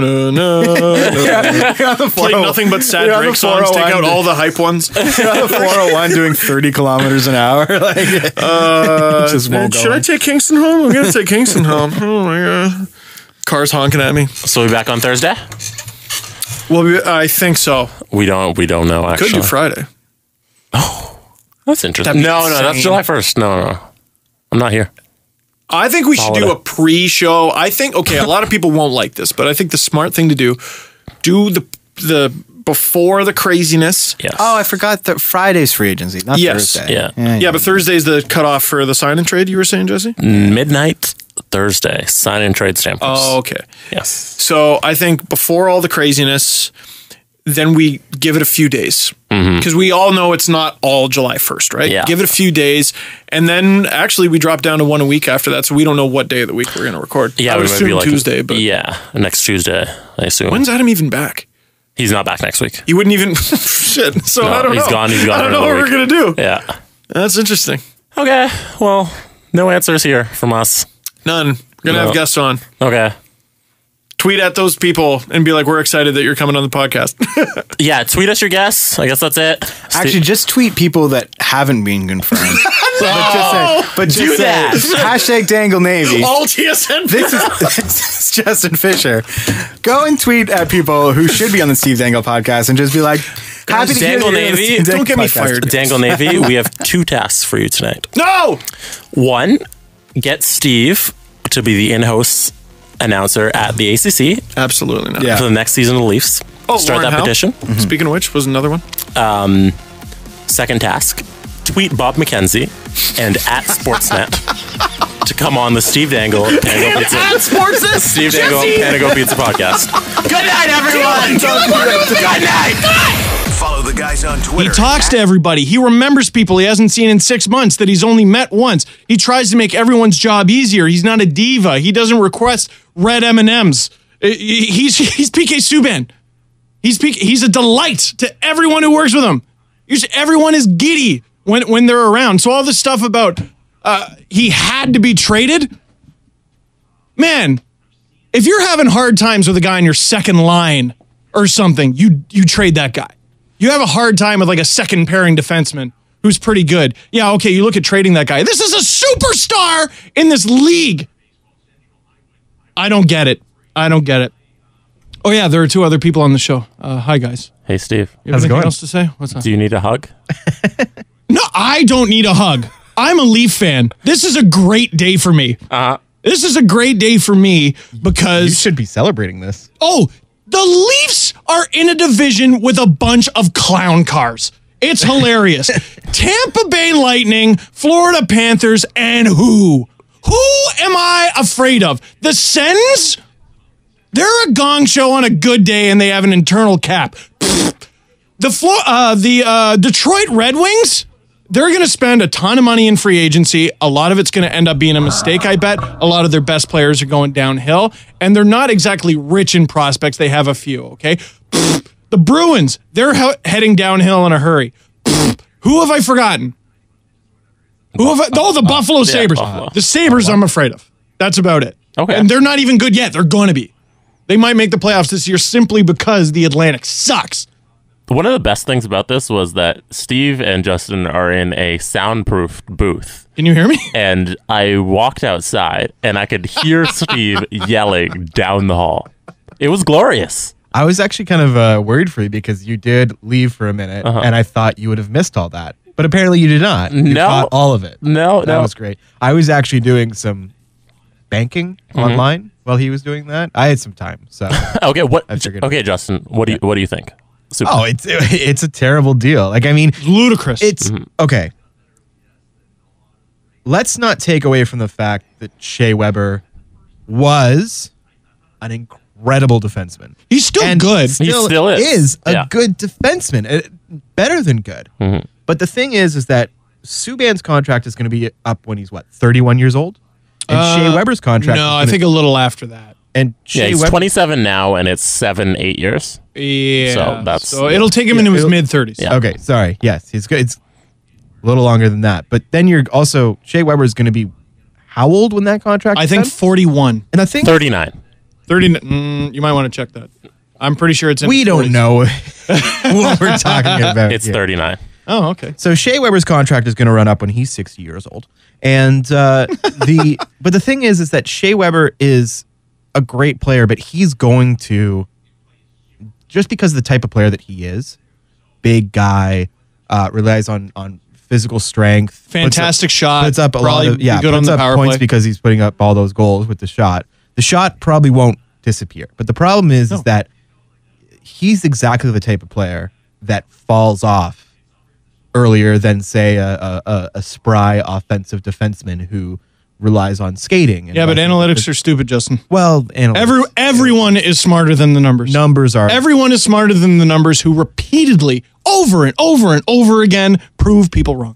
Everyone's smarter than those numbers, Justin. Yeah, that's true. How many more times? How many more victims to stupidity? How many more victims to ignorance of this crap are we going to see? And why are they all Canadian? I'm trying to eat. The Canadian teams can't suck for this long, man.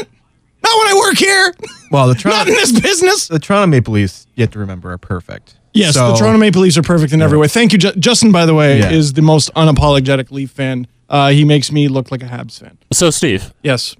I might have missed this in the rant, but probably. But what did it come down to? Because it wasn't on ice performance. No, of course not. It was. But you have people in your office. Everybody knows this. You just don't get along with. Maybe PK is the guy in the dressing room. People just don't get along. Maybe management didn't get. You know what's a lot? We don't know what went on in the dressing room. We don't know how PK interacted with Bergevin, with the guys in Montreal. You know what's easier to replace than PK Subban? PK Subban's teammates. All of them.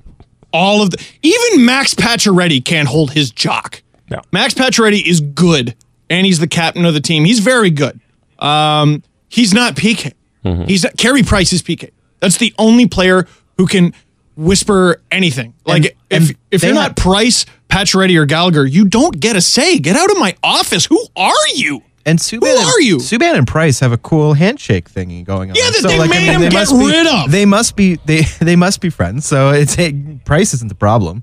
If Price is the problem, if two of your stars, first of all, you have to have star players that can find a way to coexist with each other. Totally. Like, that's really important. But if you've got certain players on the Montreal Canadiens team who are complaining about PK Subban, or like, I don't like the way that he carries himself, or whatever the case is, too bad. PK's amazing, and that kind of player kind of dictates things. I've seen the clothes mentioned so many times. Like, who gives a damn if you flash clothes? Like, this is the in terms of just the athletes, the personalities, most boring sport, bar none. Oh, easily. Basketball, football, baseball, get out of my face. Hockey is 9th, 10th, and 11th. There's a handful of personalities in hockey. Subban, Ovechkin, and who? Yeah. And who? Yeah, grinders. Like, not stars. John Scott. Yeah, exactly. I mean, grinders. Like, I mean, that's kind of the rest of them are just they're giving you your canned responses, and I mean I don't really care about canned responses. It's just that don't vilify your characters when they come around, right? So I think that has a lot to do with it. Like, I just think that Subban is maybe a little bit too outspoken for some people in hockey. Not me. I love it, but I mean, I think but those people are the problem. Okay, if Bergevin didn't get along with PK, Yeah. is that cause enough to get him out of town? Because Bergevin's going to be there. That's his job. I honestly, if this fails, he'll never work in hockey again. Wait, Like, hold on. I don't care who his buddies are. It's already failed. It's already bad. No. Wait till it hits the ice. Yeah. Wait till it hits the ice, especially if Price hasn't fully recovered from that injury that they rushed him back from. And I mean, he had a hand in that too. He wanted to come back. Yeah. But if Price is not fully recovered and Shea Weber is the Shea Weber we think he is, and Subban Phil Kessel's Montreal and wins the cup with Nashville, which is entirely possible. They're a great team. Oh, get ready to eat crow for the rest of your life. Every single person who had any hand in that decision. If Pecorine is 2015 Pecorine, that team easily cup contender. Oh, Pecorine is Minesweeper. Like, he really is the Minesweeper of goalies. You never know if you're going to get a Vezina candidate or a complete sieve. But the pattern is great, bad with him, and he was pretty bad last year. Yes, and they still pushed round 2 to 7 games. They're a win away from round 3 with a goalie who wasn't even that great.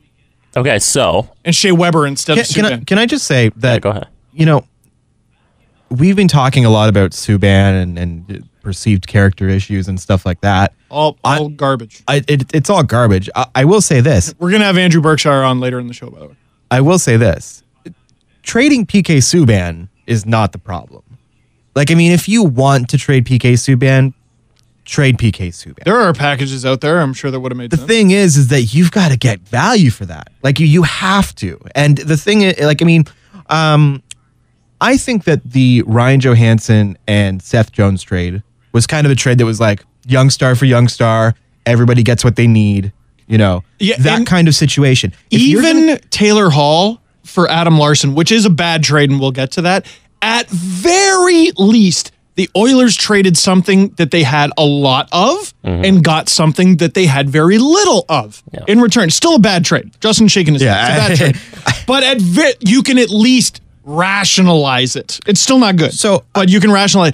The Habs traded a high-scoring right-handed defenseman for a high-scoring right-handed defenseman who's not as good and more expensive. And older. way older. And older. No, but okay, so you brought up a name there, and I'm just going to ask you this question. Sure. Would you be upset? Well, you don't have a dog in the fight. You're not a Montreal Canadiens. No, I know what you mean. But would it be a terrible situation if it was and maybe Montreal wasn't looking for this, but what about Taylor Hall for PK Subban? And that's what Elliot Friedman began his 30 thoughts with. And by the way, guys, if you haven't, go to sportsnet.ca, read Elliot Friedman's 30 thoughts. Yesterday was so crazy, I think it was 37 thoughts. And it's the last one of the year. Yeah. And it's his last one of the year. It was really good. You're going to want to read it. You have to read it. I mean, there's so much good stuff. Yeah. Berkshire had something up within like an hour of the trade. Eric Engels poured his heart out over the whole thing, and he was talking to Faisal Kamisa about it. Maybe we can play that clip later in the show. I don't know. Sure. I mean, we're a little tight for time because my stupid train was late, but there's just so much stuff. Would I be upset as a, I guess, Habs fan if it was Taylor Hall for PK Subban? If I was an Oilers fan, I'd be tickled pink. Yeah. It'd be awesome. And I still don't know if that's, I don't know. I don't think Taylor Hall is a star on that level. Not quite. You know what? He's a winger. At the end of the day, he's a winger. It would make more sense than Shea Weber. It would, yes, 100%, Jesse. Assuming and you still got to replace Subban after that. Yeah. Though. But you could probably spend money on it. Like, what about Demers? What about, you could go out and sign a lot of guys. And you would free up $3 million in cap space per year. And I think the point you were getting to was that Elliot mentioned that the price from Edmonton was too much. Oh, yeah. Supposedly Edmonton wanted, what was it? No, Montreal wanted Draisaitl, the 4th overall pick. Clefbaum and Nurse. Yes. And something else. And then a piece. Yeah. You're on drugs. Yeah. No. Like, I don't know if I don't know if I'd pay that for like Sidney Crosby. But I think that was also before. I think it was also mentioned that was before Taylor Hall's name came up in conversation. When I say Taylor Hall for PK Subban, I'm more talking high level, at least the values there. 2 young players. That would be comparable to Ryan Johansson for Seth Jones. Right. I mean, we're talking. Taylor Hall is probably one of the best left wingers in the game. Yes. He easily is. Yes. Top 5. Yeah. For sure. Not a perfect player. No. Fantastic. No, but you know what? And here's the thing, too. PK Subban is not a perfect player either. I don't think there is one in the league. No, there isn't. I mean, Crosby's not perfect. Exactly. So at least there's some sort of like it makes sense. But I mean, we're talking about how angry Montreal is. I mean, Nashville's got to be like so thrilled. The best defense core in the league, and everyone else can take a nap. And they just traded Seth Jones. And they just traded Seth. Yeah. They got rid of Seth Jones. Yeah. And still have the best defense core in the league. Subban, Ellis, Ekholm, Yossi, and who cares? Yeah. Who cares who the other two are? I don't even know. They're probably good too. Like, it really doesn't matter. You can play all four of those guys half an hour a night. Have the other two guys, give them jerseys, give them all the gear, give all their kids jerseys. That's very cool. Be nice to them and everything. Give them a Gatorade bottle with their name on it, a bunch of memorabilia. But you get those four, you're set. Yeah. All right, Steve. That's a great. You want to break here on the fan, and then we'll come back with we got to wrap. I'm going to keep screaming. Okay. I'm going to keep screaming, man. I'm still fired up. I had all that time to get angry on the train. I got a double shot of espresso in me. We're going to go to commercial, and it's going to come back, and Steve's still going to be like mid-word. Like, it's going to be amazing. We'll be back on Sportsnet 590 The Fan. Welcome back to the Steve Dangle podcast on Sportsnet 590 The Fan. We got Andrew Berkshire waiting on the phone, but Justin, you know what would be great? What's that? Making him wait so we can talk about the Leafs and Stamkos. So, no, I'm kidding. I'm going to be very brief with this. I realized that we didn't even talk about him on the last segment. We should do it as a courtesy just because we're on Toronto radio technically. Sure. And I mean, by technically, I mean literally. We are on the we can also ask Andrew what he thinks about that. Yes, what he thinks absolutely. about Steven Stamkos making a mistake and going back to Tampa. Exactly. And then we will talk about how absolutely crushed he is inside. I have to get in there that I was right. Yes, Jesse called that Stamkos would go back to Tampa. Did you, or did you change your mind at the end? Yeah, by the end, you guys were like, Toronto. By the way, that's because of you. Yeah. Don't give Jesse crap for that. Well, the thing is, they sent the mayor to talk to Steven Stamkos. They should have sent me. Like, I convinced both of you guys. I could have convinced him. Yeah. Or at very least, I'm a closer. That's what I am. Anyway, Steve, go ahead. I would have loved Steven Stamkos to be on the Toronto Maple Leafs for the $8.5 million for 8 years that he signed with Tampa. That simply wasn't going to happen here. And I'm weary of anybody who wants over $10 million in the city of Toronto. I know it's an extremely rare opportunity to get a player of that caliber in free agency. It just has a recipe for disaster. Could have been amazing. What if he comes back, scores 50 goals, 60 goals? I don't know. But he's got the chance to win a Stanley Cup right away. And for like the next 3 or 4 years with Tampa, he made the logical decision. I will say this. We talked about all the different destinations where he could have gone. And I said that Toronto made the most sense. But that was after I said that I don't believe he's going back to Tampa. And the reason why I said that was because it's so difficult to get to free agency and then see what else is out there and then decide to go back. Like it's almost always once you get to that point, you're like, oh, you're not going back if you hit free agency because there's so much out there to look at and see, and you get excited, you get all these pitches, and then something sort of, you kind of have this like natural like inclination to like go on an adventure and try something new when you see how great it could be. But I'm shocked that he went back to Tampa, but at the same time, if it wasn't Toronto, Tampa's the best situation for him. Well, and how good of a situation? Not only did he take less than 10, he took less than 9. Yeah. Tampa got a deal. Like, they got a deal. Oh, yeah. Very good deal. And a potential dynasty. On the phone with us, Andrew Berkshire, contributor for Sportsnet.ca, Sport Logic as well. Is that sportlogic.com, Andrew? Yeah, that'd be the site. Logic, spelled with a Q, and a noted dirty, awful Habs fan who, I mean, you can't even yell and point and laugh at him. Holy, how crushed are you, man? How crushed are you? Are we on the radio portion of the pat? No swearing. Yeah. We'll let you know the second we're off the radio. Dude, you should have heard the rants I just went on. That was hard to do on the radio. I'm sure I'll hear it eventually. Yeah. Yeah, I'm not a Habs fan. Tell you what, okay, not anymore. Wow. Did that change? Wow. Whenever you want to say a swear word, say sparkles, okay? Sparkles. Sparkles or bubbles. You're no longer a Habs fan? Yeah, I'm done. I don't see the point. They still have Carey Price, dude. It doesn't matter. Wow. If you look at that organization, and this is the second time in my life that they've looked at a guy who's too good for the team and decided to either try to break them or get rid of them. If that's the attitude that this organization has for 20-plus years, it's not going to change. So unless everything about this organization changes, I don't see the point in living and dying emotionally with a group of idiots that will never get it done and will always disappoint you. I can't believe we got you sad online and now we've got you sad on radio. This is so fun as a Leafs fan, and I know that makes me sound like a total jerk. But you know what? Here's what I will say to you, Andrew. If Leafs fans could have dealt with what we've dealt with over the past few years. Dude, we survived the 14-15 season. I still think that there's hope for you and the Canadians. I think that you guys can probably repair this relationship and learn to trust each other once again. But, if that doesn't happen, if you really are done with it, I just want to welcome you to Leafs Nation. Super happy to have you here. Super happy to hear about all your takes about how great the Leafs prospects are. When you become a Leafs fan, you get a free scarf and an invitation to pet Kyle Dubas's hair. Yeah. So, well, I wouldn't turn that down. I mean, Kyle Dubas has got some nice hair. It's thick, right? It's about that hair per square inch. It is, absolutely.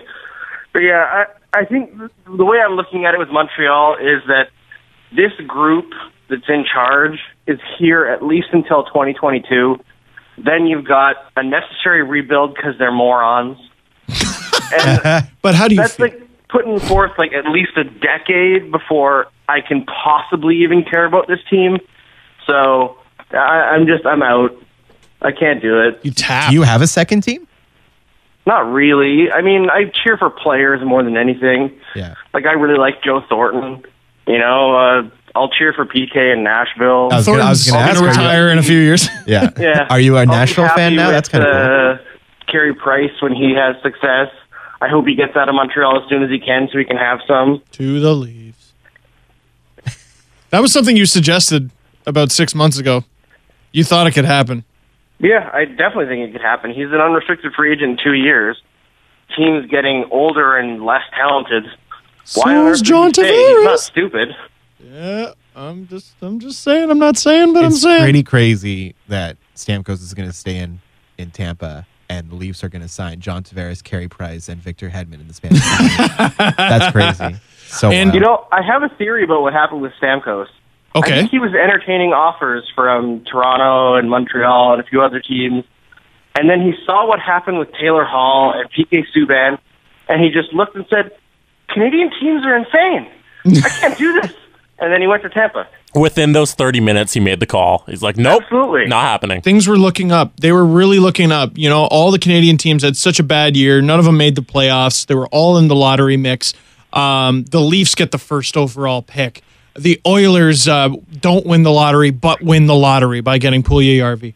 I thought the Flames had a fantastic draft weekend. Things were really looking up, I thought, for the Canadian teams. And they spit it in Canadian hockey fans' face in 10 minutes. Yeah, that's the craziest thing, is they've taken two of the most entertaining players who played in Canada and shipped them south. And it's like, the Habs were already boring to watch. Trying to watch them without PK? Good Lord. That's not worth my time. So Weber plays with who? Like, this is what we were saying. Weber has had Suter. He has had Yossi. He's always either had a Robin to his Batman or a Batman to his Robin. Who's he going to have? Markov, who's 8? 38, yeah. I think that's who he's going to play with. And I think they're going to be obviously extremely slow-footed and just get shredded every night in the Eastern Conference, which is built around speed. I can't imagine Weber and Markov playing against, like, the Palat, Kucherov, Johnston line in Tampa. Like, it just sounds so ugly to me. And so many people are trying to convince themselves that Weber's still this elite player. No. But he hasn't been for years. And trading Yossi for Markov, like, I love Andrei Markov, but he's 38. He's not who he used to be. He can still pass the puck, but he can barely skate. It's going to be so ugly. He's a turret. So there's really, you can't be happy about Weber at all. Like, because Weber was an excellent player. He was. He's world class. Dude, I saw him in 2010 at the Vancouver Olympics. Unbelievable. I thought he was their MVP. Like him, Doughty, or Getzlaf. And I know that he's not that same player, but I mean, you got to think that he's still got a few years left of good hockey in him. Maybe not a PK Subban level hockey in him. I think that is, you're not even talking about trading for a guy who's equally talented and then he's going to fall off sooner. Like, it's already that I would feel that Subban is the better player. I don't think that's up for discussion. Well, there will be people who try to say that that's not the case, but we heard it on the radio on the way in here. I'm like, okay. Yeah, Adam Oates was saying that PK Subban's game hasn't evolved in the last couple of years. Like, are you kidding me? It's because the coach is purposely trying to make him change his game, and it's terrible. Yeah, and I'm not trying to rip him, but where's Adam Oates right now? Yeah, and Adam I mean, bless him. Reputation for making star players better, like when he made Ovechkin score 30 goals. Which, by the way, see, that actually took me a second in my head because as a Leaf fan, I'm like, 30 goals? That's pretty good. And then you realize Ovechkin's a 50-goal scorer. And, like, look, I'm not trying to those rip are him. Phil Kessel numbers right there. Yeah. I was teasing Pittsburgh Penguins fans. They said Phil Kessel is the best 40-goal scorer to never score 40 goals. Mm-hmm. Myrtle, did not appreciate that. Myrtle has just tweeted that it sounds like Colorado has something big brewing. Oh, so I read. How long can we stay on the air? And I read something a few minutes ago where Landeskog was the name. Yeah, okay. And if you're listening to this at night on the radio, this is being recorded at 2:10 Eastern. By the way, just letting you know. So okay, you got into the numbers. You wrote this for Sportsnet.ca. We keep saying Weber is no longer good defensively, and that's hard for people who watch him go into the corners. He cross-checks people. They never call it. He's a tough, brutalizing player. So what do the numbers say? Well, I think before even going into numbers, go back and watch the highlights from Nashville playing San Jose Game 7 and watch the Sharks, who are a very slow, old team, who are usually more methodical, and the way they break everybody down is on the cycle. But watch them turnstile Weber like 8 times in that game. And yeah, he was tired. He's been in the playoffs for a little bit, but it was only the second round.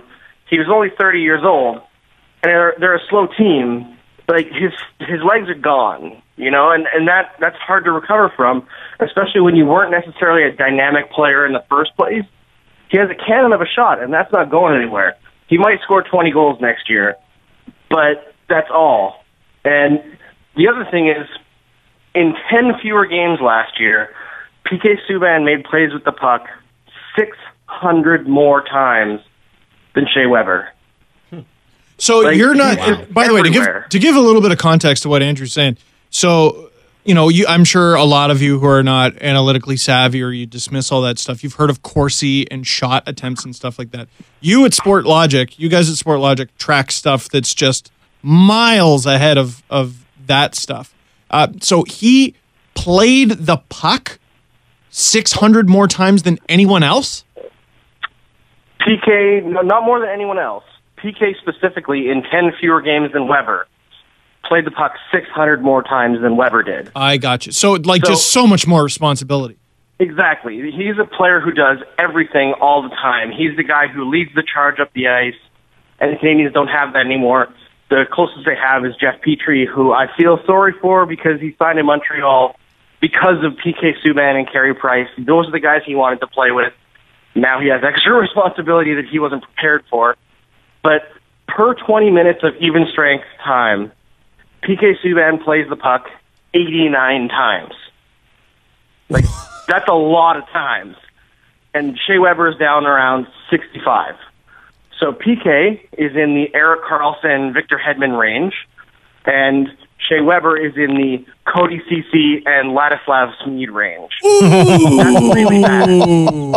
Now, Ceci, I'm like, well, that's not bad. Oh. Yeah. Shea Weber's way better than those players, but because he handles the puck so little, it limits the amount of impact that he can have on the game at all. Even if everything he does is good, he can't catch up to what PK is doing. Now, devil's advocate, maybe he didn't handle the puck because he had guys like Suter and guys like Yossi to do it for him, and he was just kind of the defensive stalwart back there, right? Right. There's some people who think that, but the thing about that kind of setup is that when everybody knows that Yossi is going to be the guy who breaks the puck out, teams adjust to that very quickly, and they'll go after Yossi hardcore. Now, Yossi's numbers are fantastic. They're close to Subban's level. Not as high, but close. But usually, when guys are keyed on like that, the pairing evens out a little. So, like, Andrei Markov doesn't touch the puck as much as PK, but he's in, like, the high 70s. And he's old. A 38-year-old guy. He's slow, but he still is very aggressive with the puck. He makes his fair share of plays. Weber's just behind. Help me understand the money a little bit, because I've seen things that say the Habs take on less, they take on more. My understanding is they get a little bit of cap relief, but the actual dollars being exchanged are a lot. Like, don't they have to pay his signing bonus like tomorrow because they signed him, or the trade happened before July 1st? Yes, they actually pay Shea Weber more tomorrow than PK Subban made last year. Which is hilarious. How much money is it? $8 million. Oh, as the signing bonus. As a signing bonus. Oh. And I think he gets that for a few more years. But the actual dollar total are $54 million are owed to Shea Weber, $58 million for PK. So there's a $4 million gap for a 4-year gap in age and 4 extra years for Shea Weber. So it's spread out a lot more. But the cap relief is only $1.14 million. And you're adding 4 years of a nearly $8 million cap hit. And I've seen people compare Weber to Markov and say, like, in 5-6 years, that $8 million is going to be like Markov's $5.5 million cap hit. Except for Andrei Markov wasn't declining at 30 years old, and Shea Weber's decline started around 27. So, by age 35, he's probably going to be Ryan O'Byrne getting paid $8 million. Oh! Justin's cackling to himself. Leafs legend. Yeah, Ryan O'Byrne. Ryan O'Beauty. Okay. Habs legend, too. Did he score on your own net? Because he scored on ours. No, he just got burned for the Game 4 winner against Boston. I mean, everyone gave that to Phaneuf, but come on. It was Ryan O'Beauty was on the ice, too. Best 4th rounder they ever spent. Oh, yeah. Yes. Dude, Berkshire. Dude. Okay. I hate the Taylor Hall deal. I hate it. For Edmonton, that is. I don't like it. Now, imagine if you were like, I hate this deal for New Jersey. Well, imagine I hit my head on the way here. So I hate that deal. But there is a defense to it. It's still not good. I do not believe it was good, but I think you can rationalize it. You can find a way to defend it. It's not a good defense, but you can find a way. Can you find a silver lining? Yes. Can you in any way defend the Subban trade? In any way? Like, get into someone else's head and figure it out. Can you defend it? Not really. I mean, I've looked high and low for a way that Shea Weber looks better than PK Subban. The only thing is his turnover rate in the defensive zone is 0.2% lower. Well, that's a stretch. And that's going to really make a big difference when the guy rarely touches the puck. It's just brutal, and the reasoning that keeps popping up everywhere that basically the Canadiens were mad that PK had a personality. There was an article that went out yesterday that was like, he burned bridges in management by being happy after games, even after losses.